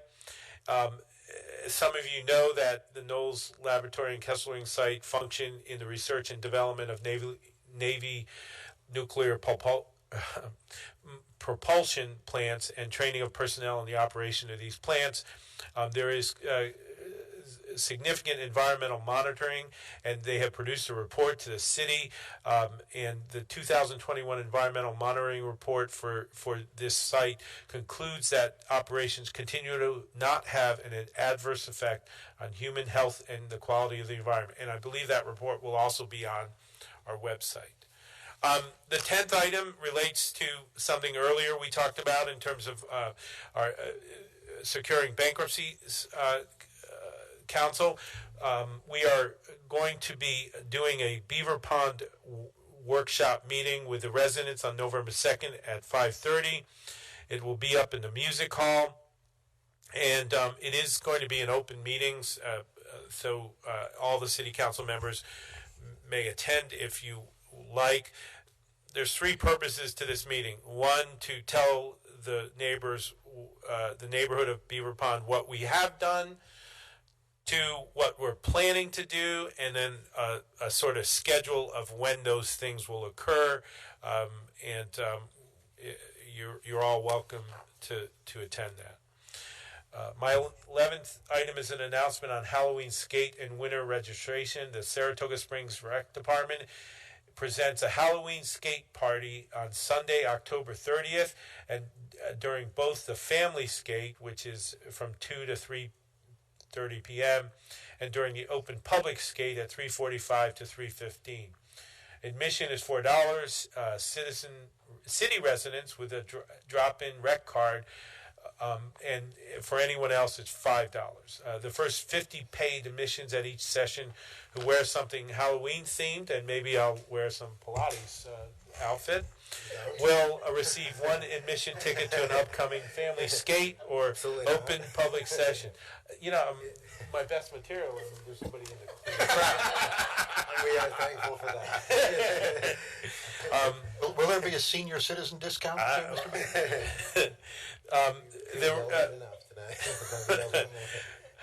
I'm trying to read fast, guys. Announcement. My 12th item is an announcement. Saratoga Book Festival Literacy Day on October 22nd. The Saratoga Book Festival is an annual community-wide celebration of books in downtown Saratoga Springs with a mission of encouraging a lifelong love of reading and promoting greater literacy for all. This year's festival will run from October 21st to 23rd, bringing writers, book lovers, and reluctant readers together in venues throughout downtown Saratoga. The Saratoga Book Festival was designated October 22nd as a Saratoga Book Festival Literacy Day. My 13th... Oh, I just want to make a quick... I'm sorry. No, I know it's your announcement, but I just want you all to know that I will be on one of the panels as a debut author on the Saratoga Book Festival on 22nd October at 4 to 5 p.m. So At Saratoga Arts? I believe this is at the library. Yeah, there are lots of locations. So anyway, just letting you all know. Great. My 13th item is I'm reappointing Ali Lopez to the Arts Commission. Ali Lopez is a mental health counselor, art therapist, and co-founder, program director at Create Community Studios, and a 501c3 nonprofit dedicated to providing a space where the benefits of art making impact both the individual and the community as a whole. Ali recognizes that art is a natural way to connect with others across cultures and languages, and that it offers all members of the community a way to tell their stories, heal from trauma, and advocate for social change. And we're grateful for her desire to continue serving on the Arts Commission. My 14th item is an announcement reappointing Belinda Colon to the Arts Commission. Belinda Colon is the full-time curator at the Arts Center of the Capital Region, director of the Spring Street Gallery in Saratoga Springs, the president and executive director of On Deck Saratoga, and an existing member of the Arts Commission. Her breadth of knowledge and expertise in the arts, coupled with her connections and partnerships throughout the Capital Region, are valued assets for the Arts Commission, and we are very delighted that she's going to be staying on. The final... My 15th item and final announcement regarding the Arts Commission is we're also appointing Luis Kerr to the Arts Commission. Most of you know Luis. He comes to the Saratoga Arts from the Olan Partnership, that historic 300-acre New York State Park and home of Frederick Church, the famed Hudson River school painter. She served as Director of Engagement and Visitor Operations. Prior to that, she was the Operations Manager for the Betty Cunningham Gallery in Manhattan's Lower East Side. She brings more than 20 years of diverse non-profit and non-profit sector business management experience, both in New York and California, to her position. And we're pleased that she's going to be on the Arts Commission. I always felt that the director of the Saratoga Arts Center should be part of our Arts Commission. My 16th item is an announcement. I'm appointing Patty Morrison to the Planning Board. Patty Morrison is a B2B product and channel marketing professional, leading for go-to marketing and product launches into healthcare, government, and higher education for both software as a service and hardware products. She's got a passion for community engagement. She serves as a board member with the Saratoga Springs Historic Preservation Foundation and on the board of directors for the Minerva Historical Society. She also has served as a board trustee with the City of Saratoga Springs School District, a volunteer on the Urban Forestry Project with Sustainable Saratoga, and has been a Seroptimus member and on the Women's Executive Leadership Team at Panasonic. Patty's committed to listening and serving her community. I'm very happy she's willing to step up to the planning board.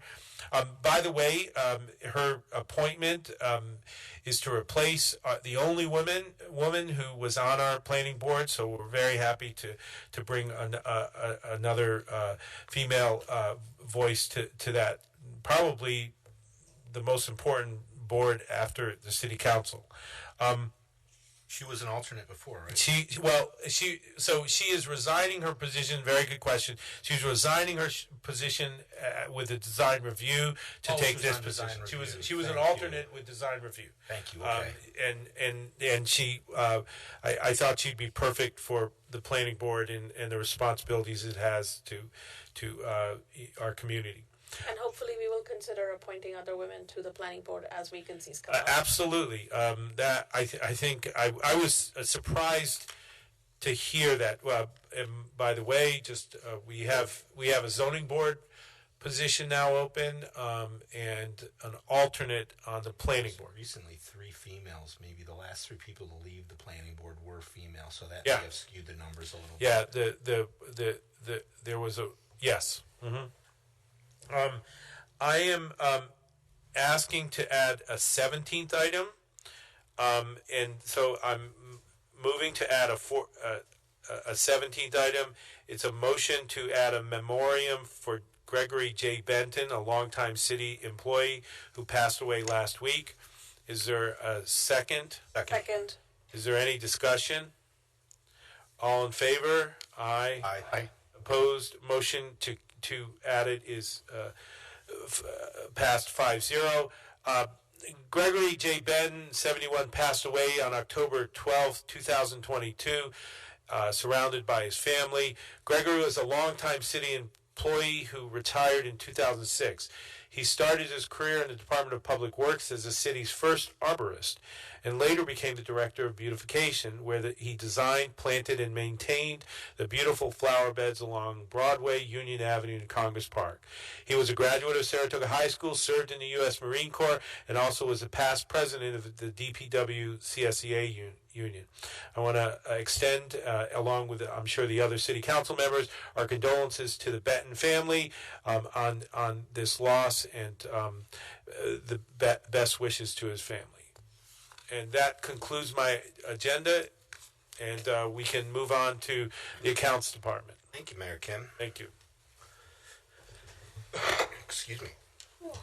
First item up for vote is discussion and vote authorization for the mayor to sign a contract with Cullen and Diekman LLP for legal services. This was previously on the city council, and we just had to move some appropriation lines around so it was properly funded. The funds are in the appropriate line A305-1414/54720. I move to authorize the mayor to sign a contract with Cullen and Diekman LLP for legal services for the accounts department. And I put that forward in the form of a motion. Is there a second? Second. Any discussion?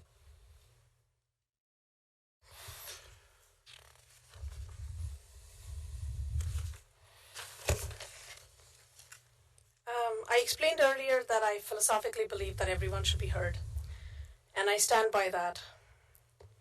Sorry, I need glasses to read. However, as the finance commissioner, I'm tasked with spending taxpayer monies, and I have a few concerns that I want to bring up.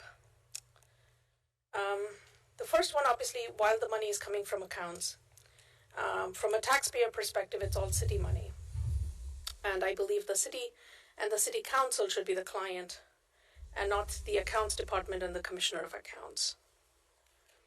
Additionally, our contract is with Christopher Bucky at Cullen Diekman, and I looked up their website, and he practices commercial litigation, which sort of gave me pause because I'm trying to figure out what are we planning on litigating here. Because it says in the contract or the engagement letter that we are looking for advice, consultation related to employment, New York civil service law, and municipal home rule law matters to be specified following the firm's retention. But again, this would be from a commercial litigator. So I tried to figure out, what is it that Cullen Dykeman do, and I searched their firm practice areas. And nowhere on their website do they specialize in municipal law. So if you look up Cullen Dykeman practice areas, I didn't find it. And, if you go in and search and look pretty hard, they'll say, yes, we fought against some municipalities. But it's even more concerning because they fought against municipalities defending people, sort of developers, versus the other way around.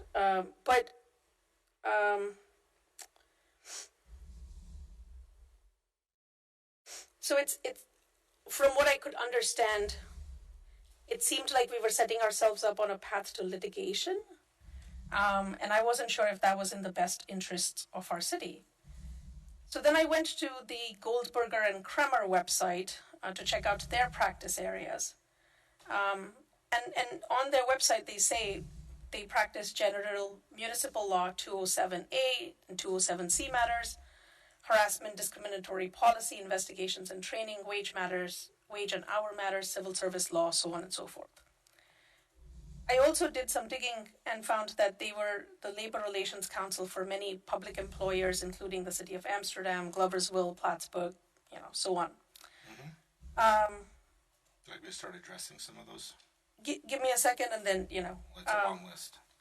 Brian Kremer, has been the attorney, we've been using for labor and employment issues, which was contracted by the previous administration, and have been used, and we've been using them in the city of Saratoga Springs since 2017. In fact, the accounts department has received over $6,000 worth of legal services from the firm this year alone. So I'm trying to understand why Commissioner Moran doesn't want to deal with them now. Didn't we go over this already? So this is what I'm trying to understand, okay? I mean, again. I just, let me finish. I promise you will have your turn. From what I can make out, right, because we've talked about this, and it seemed like Commissioner Moran didn't want to deal with this firm because he felt that he was not getting unbiased advice, specifically on the issue of the transfer of risk and safety from accounts to legal, which, falls under the mayor's department. And Commissioner Moran at that time spoke to our city attorney, Tony Izzo, as well as our labor counsel, Goldberger and Kremer. I did not speak with them. I confirmed that they were inadequate in terms of providing me representation. Again, Manita, we can go through this again. Listen, I listened to everything that you just said. Chris Bucky just transferred to become a member of Cullen Dykeman. So what Cullen Dykeman's website says and what I want to use Chris Bucky for as a legal counsel are irrelevant. I reached out to multiple attorneys that I know within the profession, and his name came up repeatedly, and he was recommended to me as someone to seek out. I bid out multiple law firms, and he's the one I settled on. Okay, I just wanted to make sure that there was more transparency. But again, my issue stands that it should be the city and the city council that should be the client, not accounts department and the commissioner of accounts. We've talked about this before, and the bond council, the way we do it is that finance hires bond counsel, but then the work product is the product for the entire city. And it's the city that's the client. It's not finance department. Because basically it's the city's money. So, that's sort of how it... In the case of every single dollar that we've talked about since we took office, it's the citizens' money. And so whether we're paying money to Miller Mannix or Kremer Goldberg or whomever, we're seeking external legal advice because we don't have the adequate resources within here. Absolutely. And all of those contracts have the city as the client, not a specific department. So why is this coming up now and not 3 weeks ago or a month ago when we had these conversations? I've spent the last 3 weeks moving money around, apparently in a subterfuge just to waste time. I mean, again, It's not a subterfuge if there are questions. I am There's supposed money to on be the line. asking questions. My first conversation with you about this was that I philosophically agree with having someone with expertise to talk about stuff. Mm-hmm. And, you know, we talked about this and we said, you know, this is similar to the bond council. And I was like, okay, so then I looked at our bond council agreements and I looked at, which I do have here somewhere, and I looked at your agreement, and so we have Walsh and Walsh LLP as our bond counsel, and if you look at the contract and the agreements, it is the city that they are responsible to, and you know, it's the city that is the client. well, in the scenario that we found ourselves in when I had to put this issue forward, it was very clear that I was the one in need of coverage, right? I don't think so. I think you have a different perspective from what Tony or Brian Kremer seems to have provided you. No, Brian Kremer said he could not help me because he was already working for the mayor. That's what he said. He said it out loud. He said it in front of my deputy. Okay, so when someone says that to me, that says I don't have access to legal counsel. Listen, if I may, I Yes, don't mean to interrupt. Could I ask a question of Mr. Izzo, please? Your representation of the city goes back 37 years? Yes, Commissioner. In your experience with the city, guesstimate how many times has the city engaged outside counsel? 12 in the last 10 years. I will defer to, if Commissioner Moran has made a study of that question, I will defer to him. I know there have been a number of outside counsel that's come in since the first time I was here. There was years I was here. The charter, of course, provides that the council may engage such other legal professionals as it sees fit to do. It's a pretty much wide open opportunity. If I may, then Yes. To your knowledge, right, has the city ever retained counsel when that counsel was not retained to represent the city? Yes. The entire city? I can think of one possible example. The Department of Public Works for a time paid out of the department's water budget for specialist attorneys to deal with issues about the city's infrastructure. I don't know for sure. I know that particular... Commissioner Scirocco also had Could we hear from Mr. Izzo? I'm helping him with the information. I don't think Tony needs your help in answering a legal question. No, certainly feel free Factual, to historical jump in when you want. I'm just trying to help. My recollection is that the Department of Public Works had this council to deal with problems dealing with water issues and the city's infrastructure. Now, I can't say for sure that law firm reported only to the Department of Public Works, or if in fact they dealt with the entire council. They may well have. I can't cite any specific instance one way or the other. I do know that they worked closely with the Department of Public Works. To the best of my knowledge, they did advise other members of the city council. I recall working with some of those attorneys myself in regard to some questions. I won't name the firm, but it's pretty well. I'm sure documents are well distributed in the Department of Public Works for work that this firm did over the years. Can I think of any other instance where? Well, Tony, can you think of any other instance where a commissioner or a city council member retained an attorney who sued the city? I can cite no examples of that off the top. I mean, I was here when the chief of police and the deputy commissioner of public safety were both suing the city because I came in as the commissioner of public safety. Their attorneys were separately retained by them. The city did not pay those attorneys, is my very vivid recollection. I just don't remember if the I don't recall if Commissioner Curley sued the city, but I don't remember the city council giving him an attorney to sue them. to sue. I don't recall any such situation. That we do have, of course, our Chapter 9 of our city code that it allows the council to hire attorneys to indemnify city employees, council members, when there's an action proceeding against that council member. That's not suing the city. That's an entirely different situation. Okay.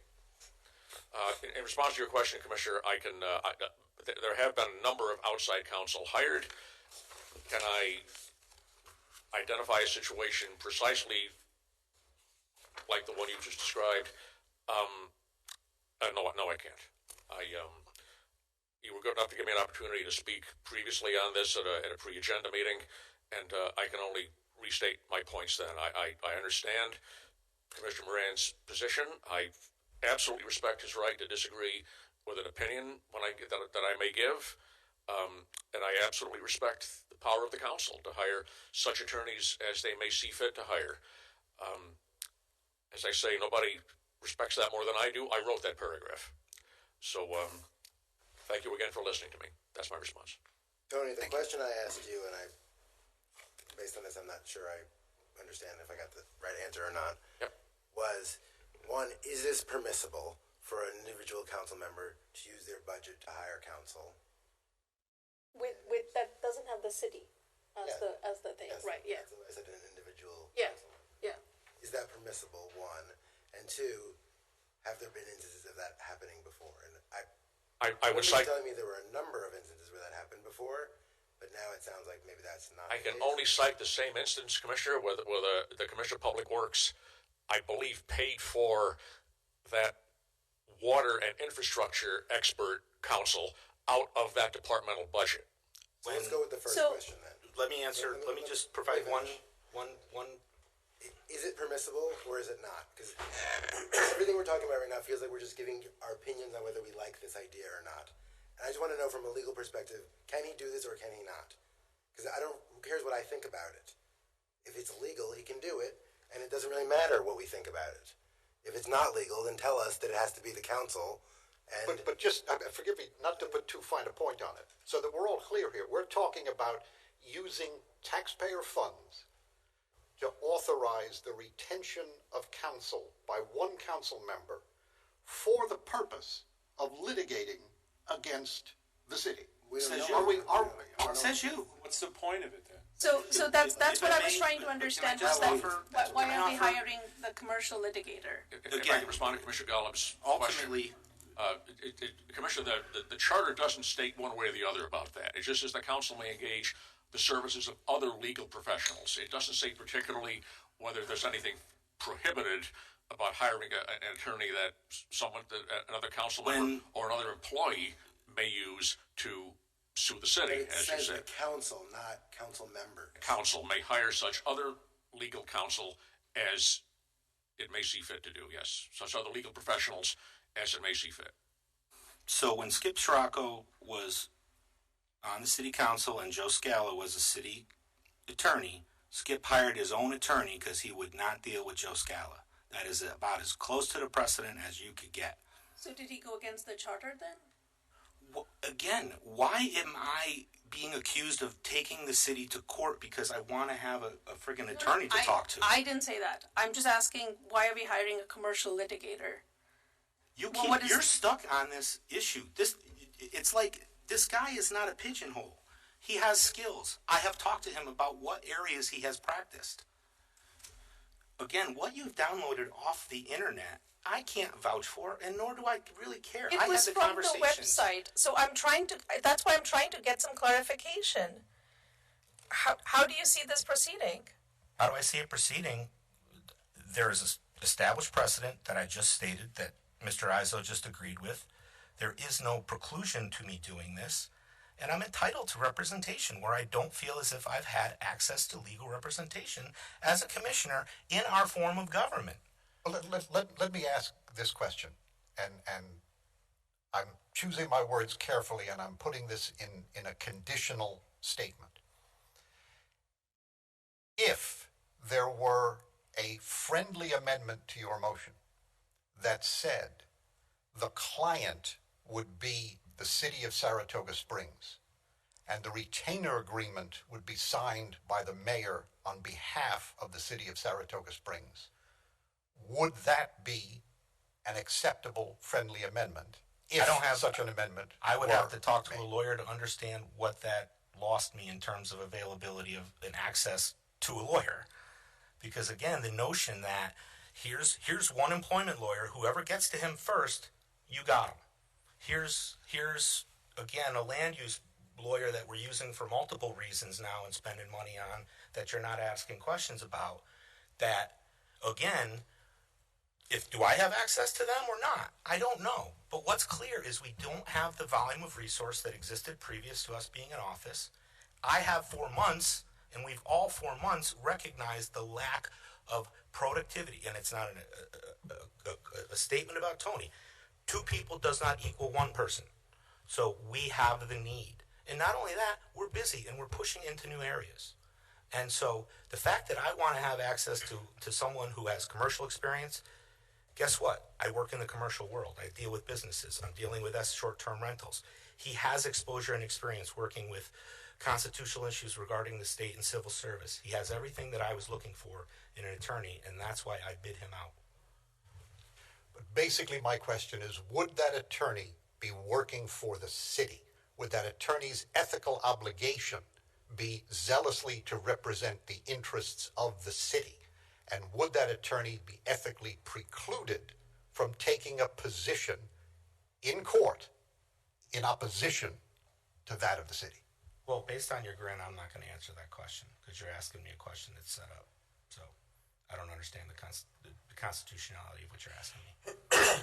If I may just point out briefly, and I hope I'm not stating a point that's too obvious, with respect to my own office, the Office of the City Attorney, and my predecessors in the City Attorney's Office since at least 2001 with the new charter when it was voted in.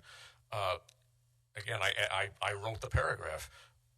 The City Attorney is, although appointed by the mayor, is responsible to the city and all its departments and entities.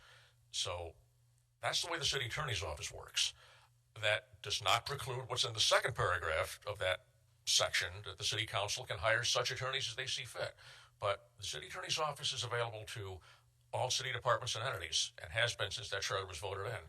I'm aware that there have been, on some occasions, a reluctance to, on behalf of some department heads, to seek out the services of the city attorney. I personally have not been in that position. I've always been very fortunate. All members of this council, to the best of my knowledge, have always felt confident going to me. I've tried very hard to keep that relationship up, and I would hope that any of my successors would do the same thing. But that's the role of the city attorney's office. Still, the council has the authority to hire such outside counsel as they see fit. It's the way it works. Any other comments? So it's still discussion. It's just hard to understand with like the Tommy McTighe example in water. Did that lawyer report to the council? And if that's how it has to operate, then that's how it has to operate. I agree with you. If that's how it has to operate, I don't hear that conclusion, though. I don't feel confident that we've got there yet, but I can't vote on this if I don't know that. So I do remember Commissioner McTighe on occasion would represent to the council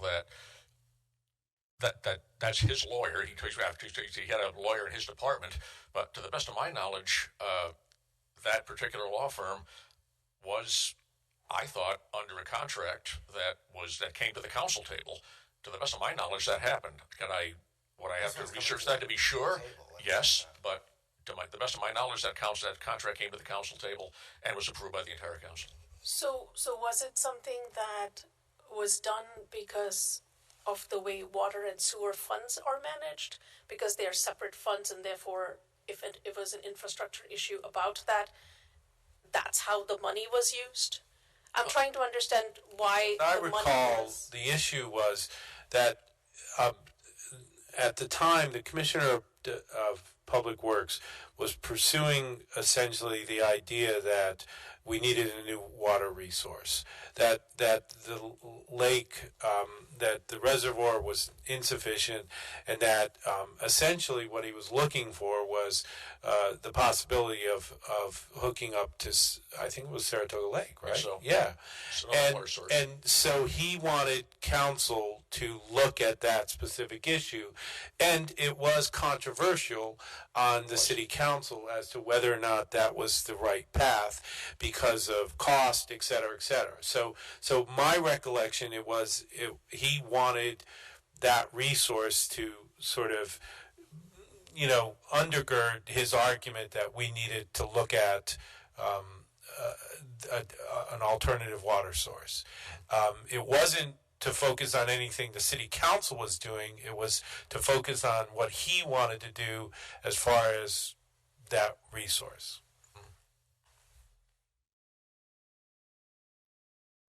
Any other comments?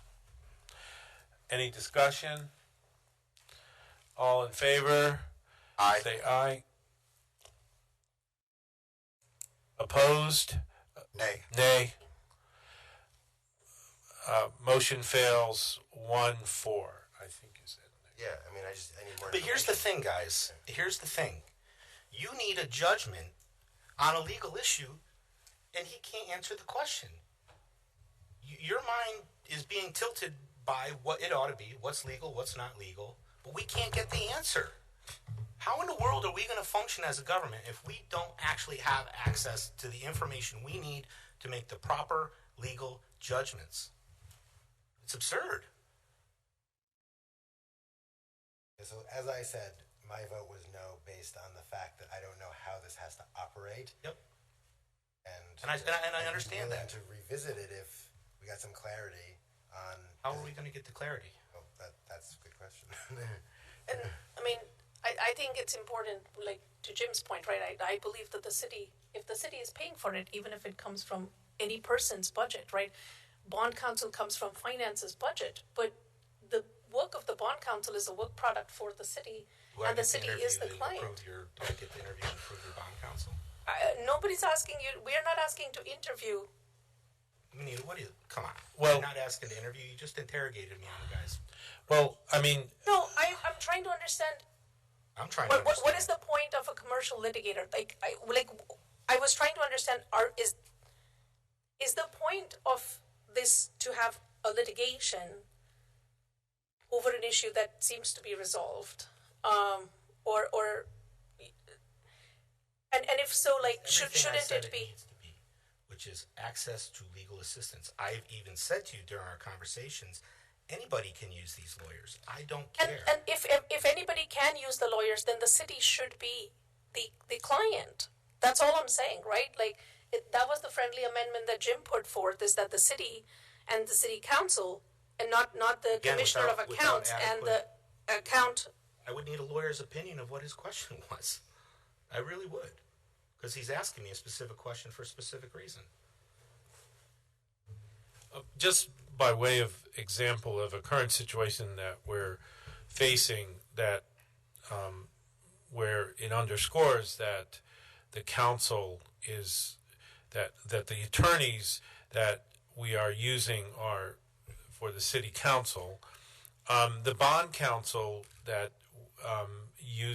basically supports finance we've asked the Commissioner of Finance to ask some very specific questions about Beaver Pond because we have to call letters of credit. And I looked at their background, and they have this background because the city's never done that. And you know what? The fact that, certainly I went to Tony and I said, have you ever done this? I also went to some other attorneys in this room because why pay for it? Well, we just hadn't done this. This is something beyond our experience. And sure, you can do the research, but it's better to have experience in this particular area. So, because bond counsel is part of the full panoply of attorneys that represent the city council, the Commissioner of Finance has offered to allow us to ask this very specific questions and not force us to go out to the variety of, bids and all the rest of the stuff to get one or two questions answered about how we do these letters of credit. And the fact that Tony has never done that in 35 years, I think is more of a sign that the city, has actually managed this issue very well, because unfortunately we're now forced to do it. So, I think that's an example where we all work together on these issues.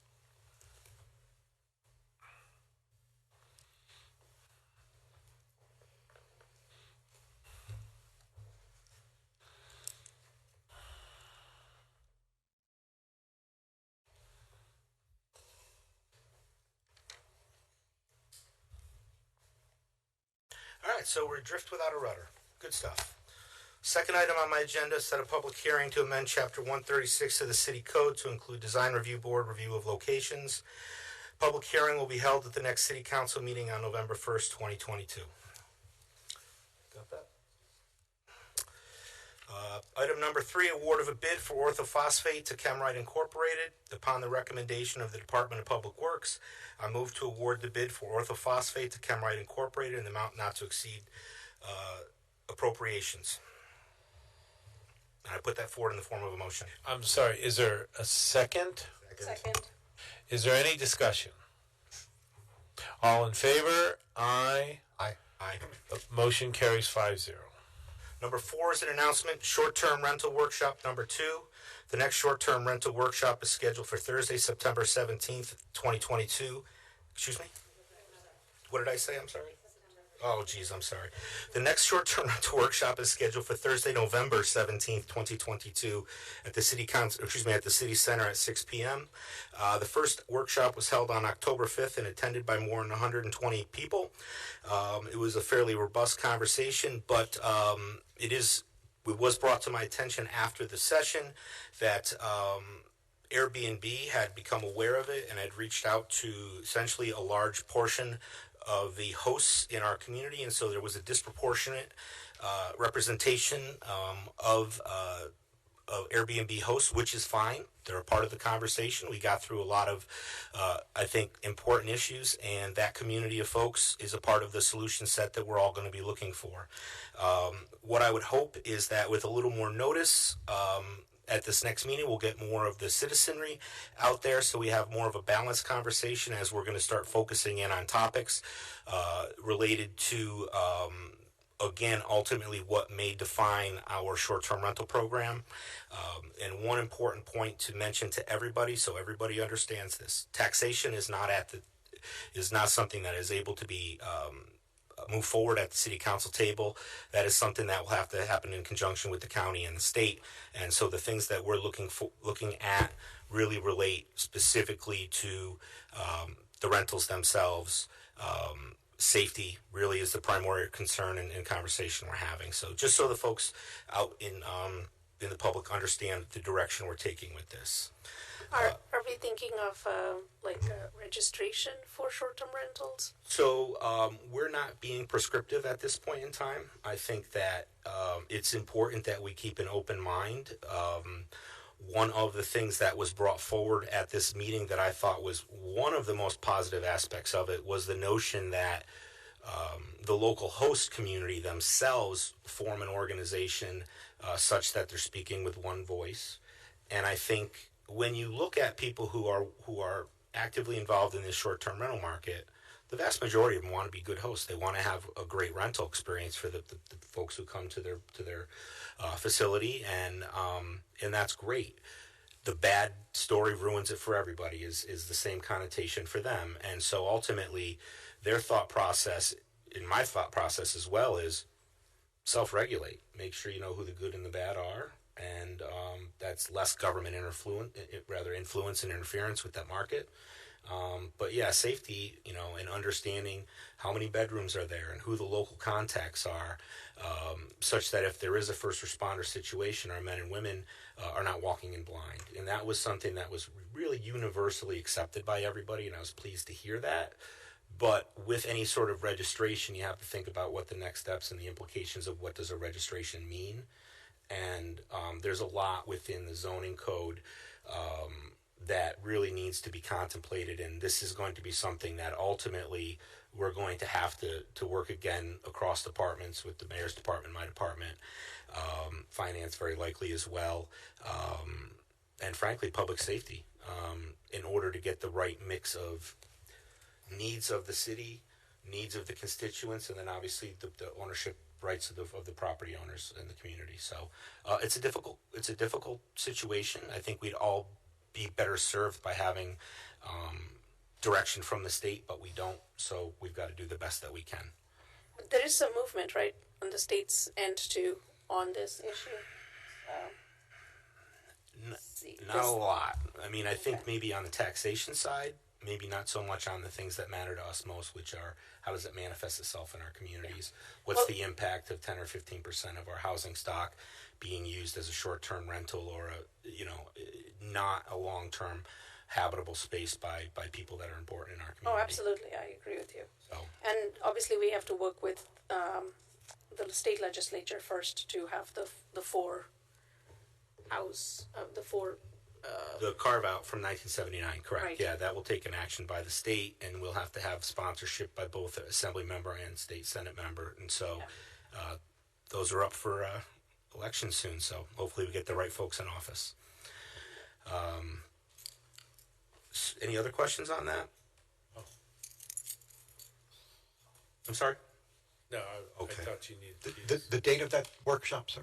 That is November 17th, 2022. Now, we did not stream the last one, and if there's enough interest that the rest of the city council or a quorum of city council members wants to participate, we definitely can look into making this, sort of follow through to what the needs of open meeting laws would be. We probably change the venue to the music hall, but that's entirely doable if that's something everybody would like to participate in, because we are starting to get to the point where we will touch on topics. But, That's at 5:30 p.m., right, at City Center? 6 o'clock. 6 o'clock. As it's currently scheduled. And again, if we want to make a change so it's a public meeting, I'm happy to do that as well. Okay. Great.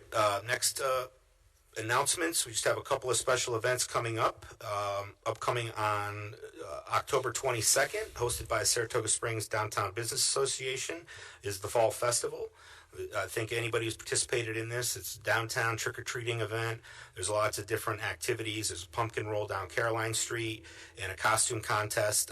It's a great time. It's another opportunity for us to get outside as a community and intermingle, and I think that those experiences are important as we move forward out of COVID. The next item is Saratoga New Year's Fest. Recently it was announced that we are relaunching a festival that will be taking the place of the previously known First Night. This will have a different model. It will be operating between different facilities within the Saratoga Springs community, but a more tightly knit group, and we will be bringing out national headliners. So just a couple of the names. Our headline act at the City Center is going to be the Cowboy Junkies. Again, Grammy Award winning. They've gotten an album by Rolling Stone ranked in the top 100 of all time. The Samples, who were a big part of the 1990s sound. Another 1990s artist, Jeffrey Gaines.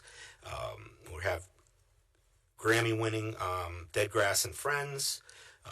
Recently, the Paris Jazz Festival was headlined by the Delvin Lamar Trio. They will be closing out our festival on New Year's Eve. And then we also have a rising star within the Nashville circuit named Jenny Grace. In addition, this will be expanded to a multi-day event, and so on January 1st, we're going to have our first day 5K. And again, that should be exciting. The race was previously run kind of at dusk on New Year's Eve. There will also be activities throughout the town. Some of the things we've talked about are maybe sledding down Caroline Street, things like that. That'll get the kids engaged in something to do out during the day on New Year's Day. I think probably the best statement about this is you can participate in any of these activities for a ticket of $20. And that's only possible because of the sponsorship partners that are involved in this event, and we'll be talking more about them as we go forward. But if you're interested, please check out www.SaratogaNewYearFest.com, and that's New Year's Festival, plural, fest.com. Last item on my agenda is a business milestone announcement. I'd like to recognize Ryan and Sonia McFadden. They opened Henry Street Tap Room 10 years ago. It's fast become a go-to location for so many folks just looking for a casual dining opportunity, and they obviously also are focused on the craft beer market. And I'd just like to congratulate them on 10 years of success. That's something special in this town. So congratulations, guys. And that concludes my agenda. Thank you, Commissioner. Now we'll move on to the Finance Department and Commissioner Song Lee. Thank you, Mr. Mayor. I will give an update on city finances. Our year-to-date for sales tax are $11,687,120.96, which is up 16.83% from 2021. Our August 2022 collections are $2,576,868.66, which is up 40% from August 2021. So that's good news. Like I say every single time, this will go in to fill our ARPA hole for $3.9 million. Our occupancy tax are also up.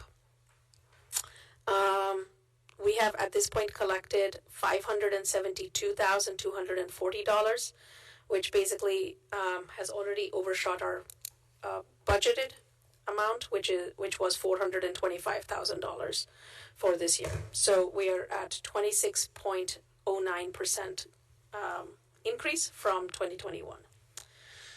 We've also received word that from the county that we should receive the 2022 NYRA admissions tax in the next few weeks. The total amount is $431,548.72. The 2022 budgeted amount was $430,000. The 2023 budgeted amount is also $430,000. The next item on my agenda is to set a public hearing for the 2023 comprehensive budget. I would like to set a public hearing on November 1st, 2022, for public comment on the 2023 comprehensive budget. This will be around 6:45 p.m. Before the city council meeting. Is that, yeah? Okay, thank you, Lisa. Yeah, sure, okay. The third item on the agenda is a discussion and vote authorization for the mayor to sign Apple Business Manager Agreement. This is a standard Apple service agreement for an application that allows IT department to administer multiple devices through a single management account. There is no actual signature required, as this is an online agreement similar to those you would find for any similar service. This is a motion. Is there a second? Second. Is there any discussion? All in favor? Aye. Opposed? Motion carries 5-0. The fourth item on my agenda is a discussion and vote to approve budget amendments for payroll and benefit. Lines 1 to 2 cover increases in insurance for new hires. This is a motion. Is there a second? Second. Is there any discussion? All in favor? Aye. Aye. Opposed? Sorry. Motion carries 5-0. The fifth item on my agenda is a discussion and vote to approve budget transfers payrolls. Lines 1 to 23 are city center various, client expenses, retirement dues, and legal. Lines 23 to 26 are off-street parking insurance, service contracts, repairs. Lines 27 to 28 are streets, retirement incentives, and laborers. Lines 29 to 60 are recreation, to support indoor recreation facilities, staffing, ice rink operations, and the soccer and basketball programs. Lines 61 to 63 are the Mayor's Department for Professional Services. Again, this is a motion. Is there a second? Second. Is there any discussion? All in favor? Aye. Aye. Opposed? Motion carries 5-0. Thank you. This concludes my agenda for the evening. Thank you, Commissioner. Now we'll move to Public Works. Commissioner Golub. Thank you. The first item on my agenda, discussion and vote, authorization for mayor to sign a contract with American Rock Salt Company. This contract is a piggyback off Saratoga County contract for rock salt for use on city roadways to maintain safe travel during the winter months. Therefore, I move for authorization for the mayor to sign a contract with American Rock Salt in the amount not to exceed unit bid prices valid until 7/1/23. I put that in the form of a motion. Is there a second? Second. Any discussion? All in favor? Aye. Aye. Opposed? Motion carries 5-0. Thank you. The second item on my agenda, discussion and vote, authorization for the mayor to sign a contract with Chemrite. On September 20th, 2022, the council approved the termination of the contract with Surpass for orthophosphate, which was not set to expire until December 2022. Due to having sourcing issues and prices going up 60%, they can no longer honor the contracted pricing and requested a termination of our contract. With the request for early termination, the contract for supplying the city with orthophosphate at the water treatment plant was put out to bid. Chemrite came back with the lowest bid price. Therefore, I move for the mayor to sign a contract with Chemrite for orthophosphate for the water treatment plant in the amount not to exceed unit bid price, valid until 10/4/2023, and I put that in the form of a motion. Is there a second? Second. Is there any discussion? So they had the contract first, and then they couldn't meet the contract based on the pricing, and so then We they rebid came it. back as the lowest on the second time around. Yes. Okay. How much of an increase are you seeing? Do you know? I don't have that on the top of my head. No, that's fine. I mean, inflation is impacting everybody. Shortages are impacting everybody. So. Is there any other discussion? All in favor? Aye. Aye. Opposed? Motion carries 5-0. Thank you. The third item on my agenda, discussion and vote, authorization for the mayor to sign addendum number 3 with CT Mail. The contract for the professional hydrogeological and construction services for Geyser Crest Well number 7 was originally executed on August 17th, 2021. The original RFP was developed to drill a new well 7A to supplement well 7, which has been underperforming. The work must be completed in phases as the subsequent design depends on the well test results in the first phase. Addendum 1 was a contract time extension, and Addendum 2 included the civil and electrical design for well 7A. Addendum 3 incorporates the civil and electrical design to modify well 7 to remove the existing turbine pump and abandon the vault structure, install a new submersible pump and plumbing, and connect the plumbing and electrical to the existing system. Addendum 3 also includes bid documents and part-time construction observation. Addendum 3, in the amount of $29,490, brings the total contract fee to $111,000, $1,100. It's one of those numbers. Yeah. $111,385. There are sufficient funds in the 2022 capital budget for these services. Therefore, I move for the mayor to sign addendum number 3 with CT Mail Associates in the amount not to exceed $29,490 with an extended completion date of 12/31/2023. And I put that in the form of a motion. Is there a second? Second. Is there any discussion? All in favor? Aye. Aye. Opposed? Motion carries 5-0. Thank you. The fourth item on my agenda, discussion and vote, revised resolution for the city of Saratoga Springs to accept maintenance responsibility to maintain median landscaping features owned by New York State on Route 9P, Union Avenue.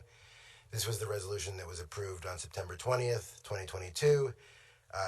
DOT reached out to DPW stating that one section needed revision. We worked with the city attorney and DOT on this revised resolution to ensure it is in line with the city and New York State DOT standards. If the council agrees, I will waive reading the resolution as it has been distributed with this agenda. That's fine for me. Therefore, I move for the council to approve to adopt the revised resolution as distributed in the agenda, to accept, for the city of Saratoga Springs, to accept responsibility to maintain the median landscaping features on Route 9P, and I put that in the form of a motion. Is there a second? Second. Is there any discussion? Will this require significant monies going out of DPW in terms of labor or costs? How do you see this impacting your budget? The short answer is yes. This is a big, No, I know. a big lift. We don't know the full scope of it yet. So, like, I guess what would have happened if we had said no? they would Was they that probably wouldn't have done the work. Okay. This took a lot longer than it should have, because essentially all the parties were looking at each other and nobody wanted to take responsibility. Commissioner Golub steps in to essentially make it happen, because up until that point, the three parties, NYRA, DOT, and DPW here, were just saying, not going to do it. And there was even some proposals to just brick it all up or cement it all up, which we all know, exit 14, that's a disaster. So Commissioner Golub stepping up really made the difference in terms of getting this done, because but we're going to see this consistently if we want to have a pedestrian-friendly, bike-friendly community. We've got to do this in some places, because medians are critical for sort of pedestrians, et cetera. So And traffic. Yeah. So it's just, I mean, it's a reality that we're going to have to just grapple with. Yeah, if we hadn't stepped up and taken responsibility, they were going to hardscape it. Yep. Right. They So were gonna NYRA was managing this, and then they just decided to stop. It's No, it's more DOT is doing the work. Okay, so DOT was And doing DOT the work. is going to do the medians, but they're not going. They don't want to maintain the medians. They don't want. Okay, I just So want to make sure I got They were clarification essentially on that. saying, we're not going to put in flowers and trees and all these other great things. Right. We'll make this beautiful, unless you're going to maintain it. And to that point, we don't really know why that suddenly changed at DOT. It just was, it's not going to happen on our end.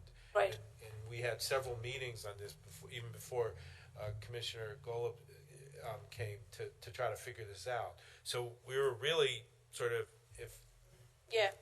So. What we were able to do is we were able to have input on the front end on what would be included, so that it would be more manageable for our team.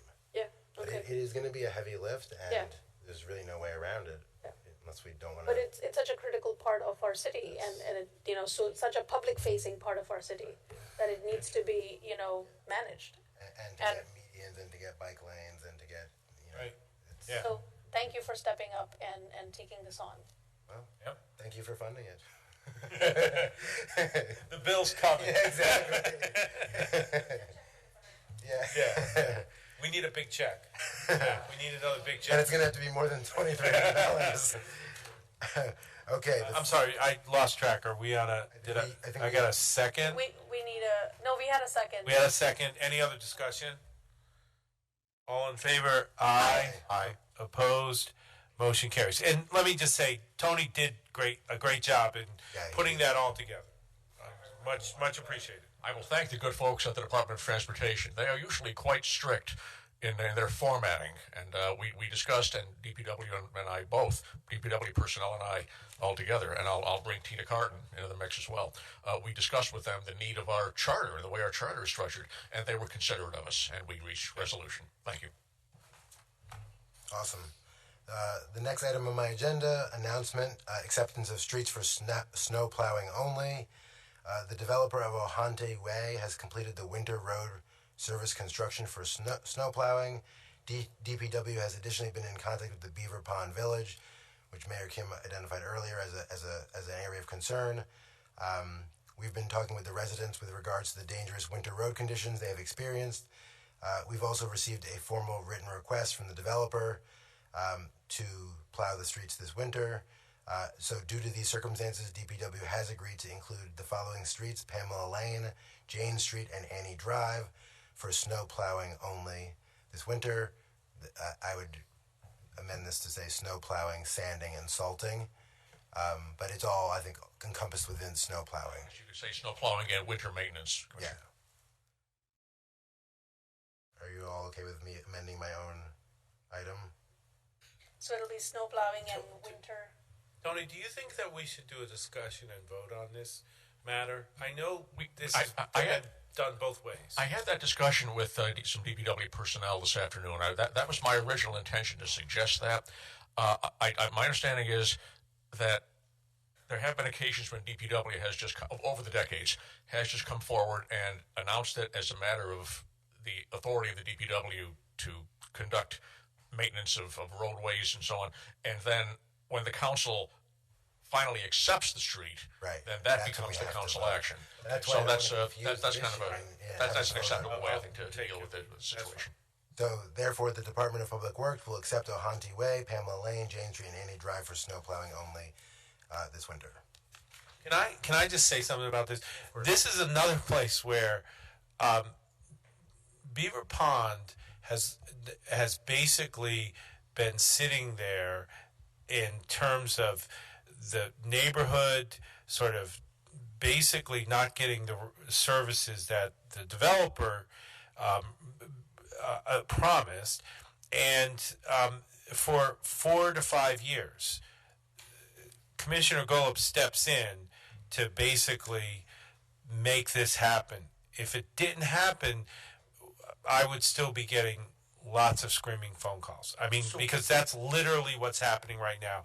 Is Beaver Pond's residents, there's about 60 of them on the west side, most of you know where it is, are irate about the fact that they have no services because the developer sort of punted, and it's to Commissioner Golub's credit that he's doing this, and but it will have consequences. So let the me ask a previous clarifying question. administration did not do anything about it?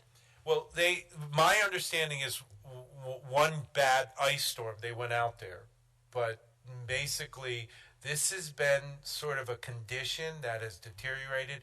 Well, I'm sorry. Yeah, but so just so I understand the foundational piece of it, when Birch Run was put in, or not Birch Run, excuse me, Beaver Pond, it was a part of the HOA that they would have these roads surfaces, because Birch Run was like that, and the city took that over, and there's a reciprocating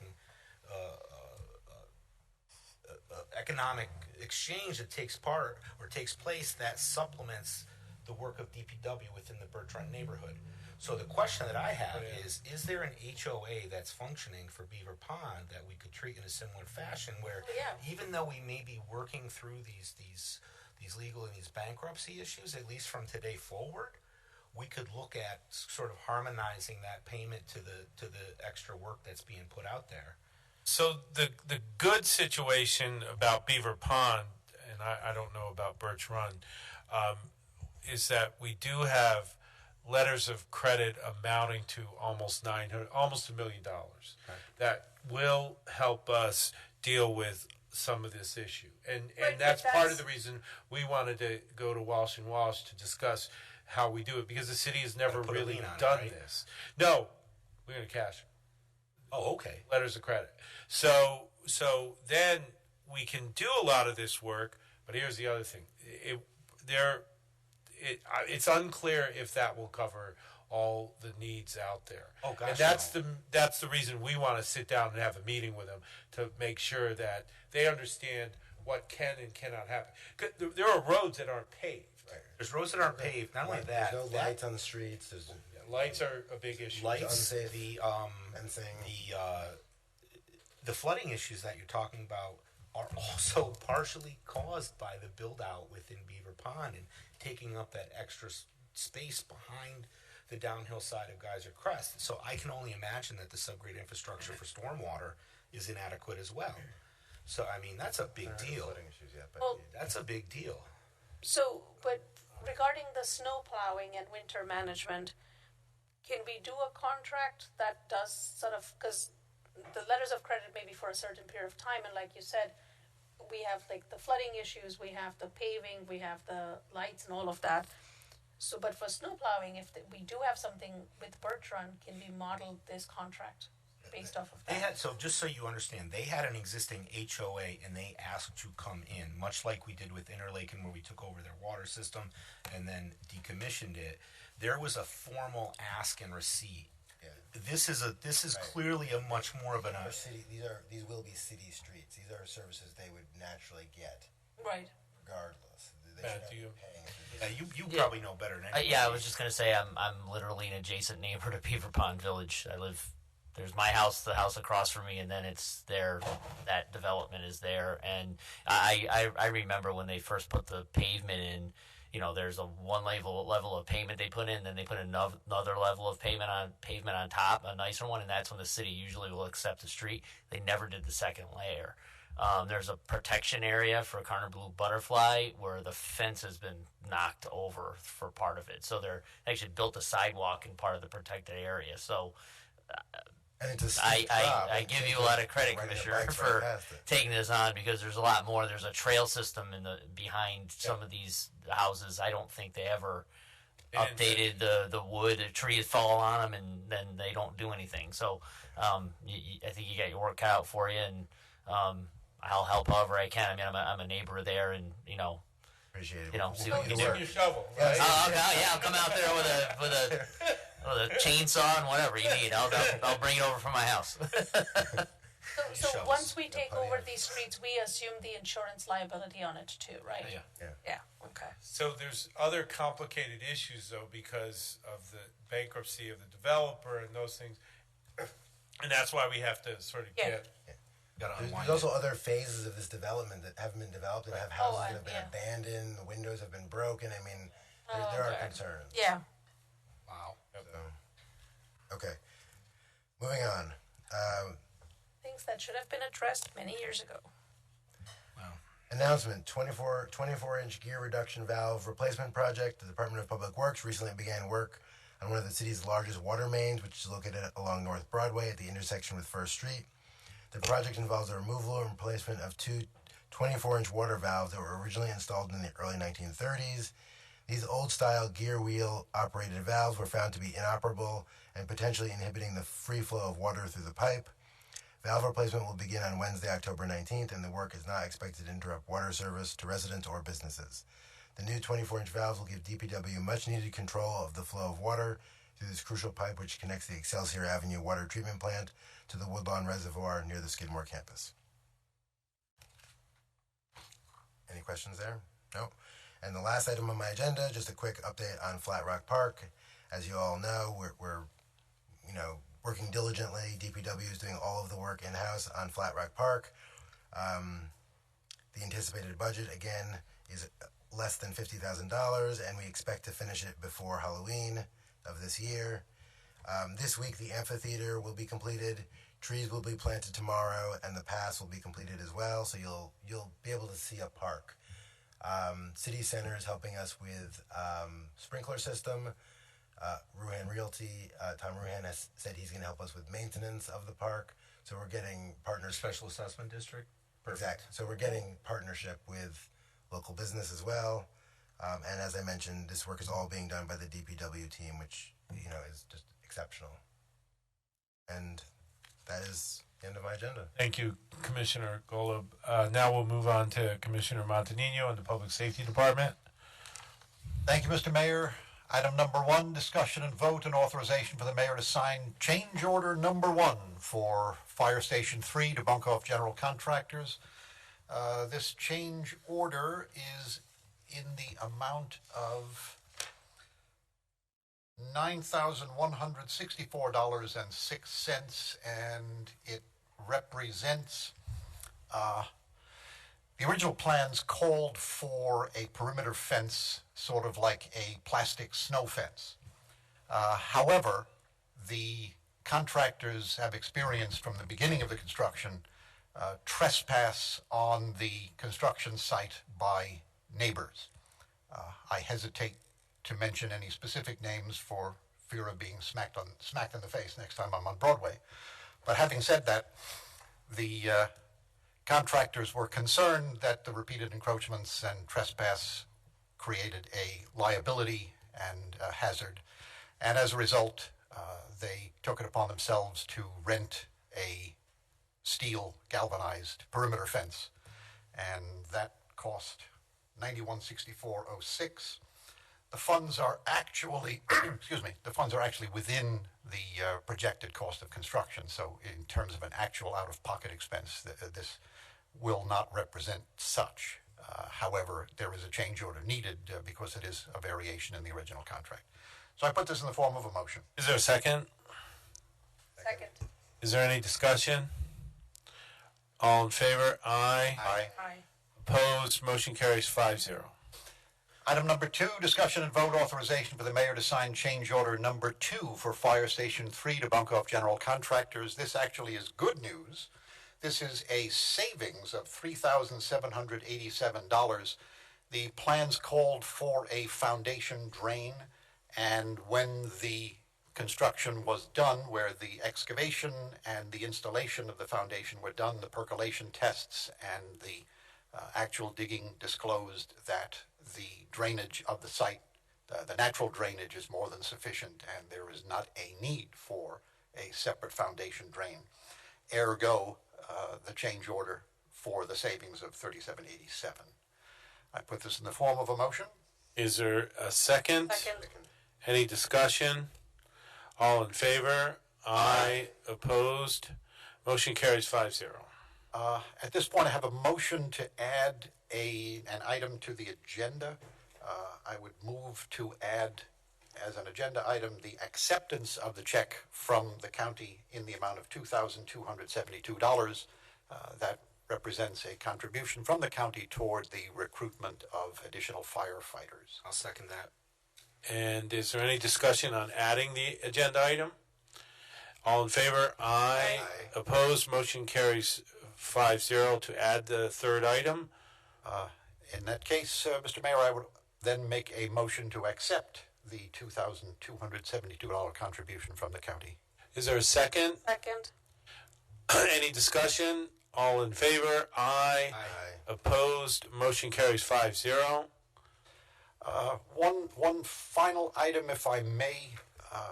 During the course of the meeting, I received notification from Deputy Commissioner T2 of a rather serious situation. Apparently, there's a missing person. One of our high school students, Summer Weidman, apparently left school today and has not been seen. It's been reported to the police department. There's an investigator who is investigating the situation. She is 5'5", was wearing camo pants with a black long sleeve shirt. She carries a black Harry Potter backpack. She may also be wearing a black zip-up polo sweatshirt with a large white polo horse logo on the chest. She left the high school today in an unknown direction and has not been seen since. If anyone has any information regarding her whereabouts, please contact the police department at 518-584-1800. And thank you for that.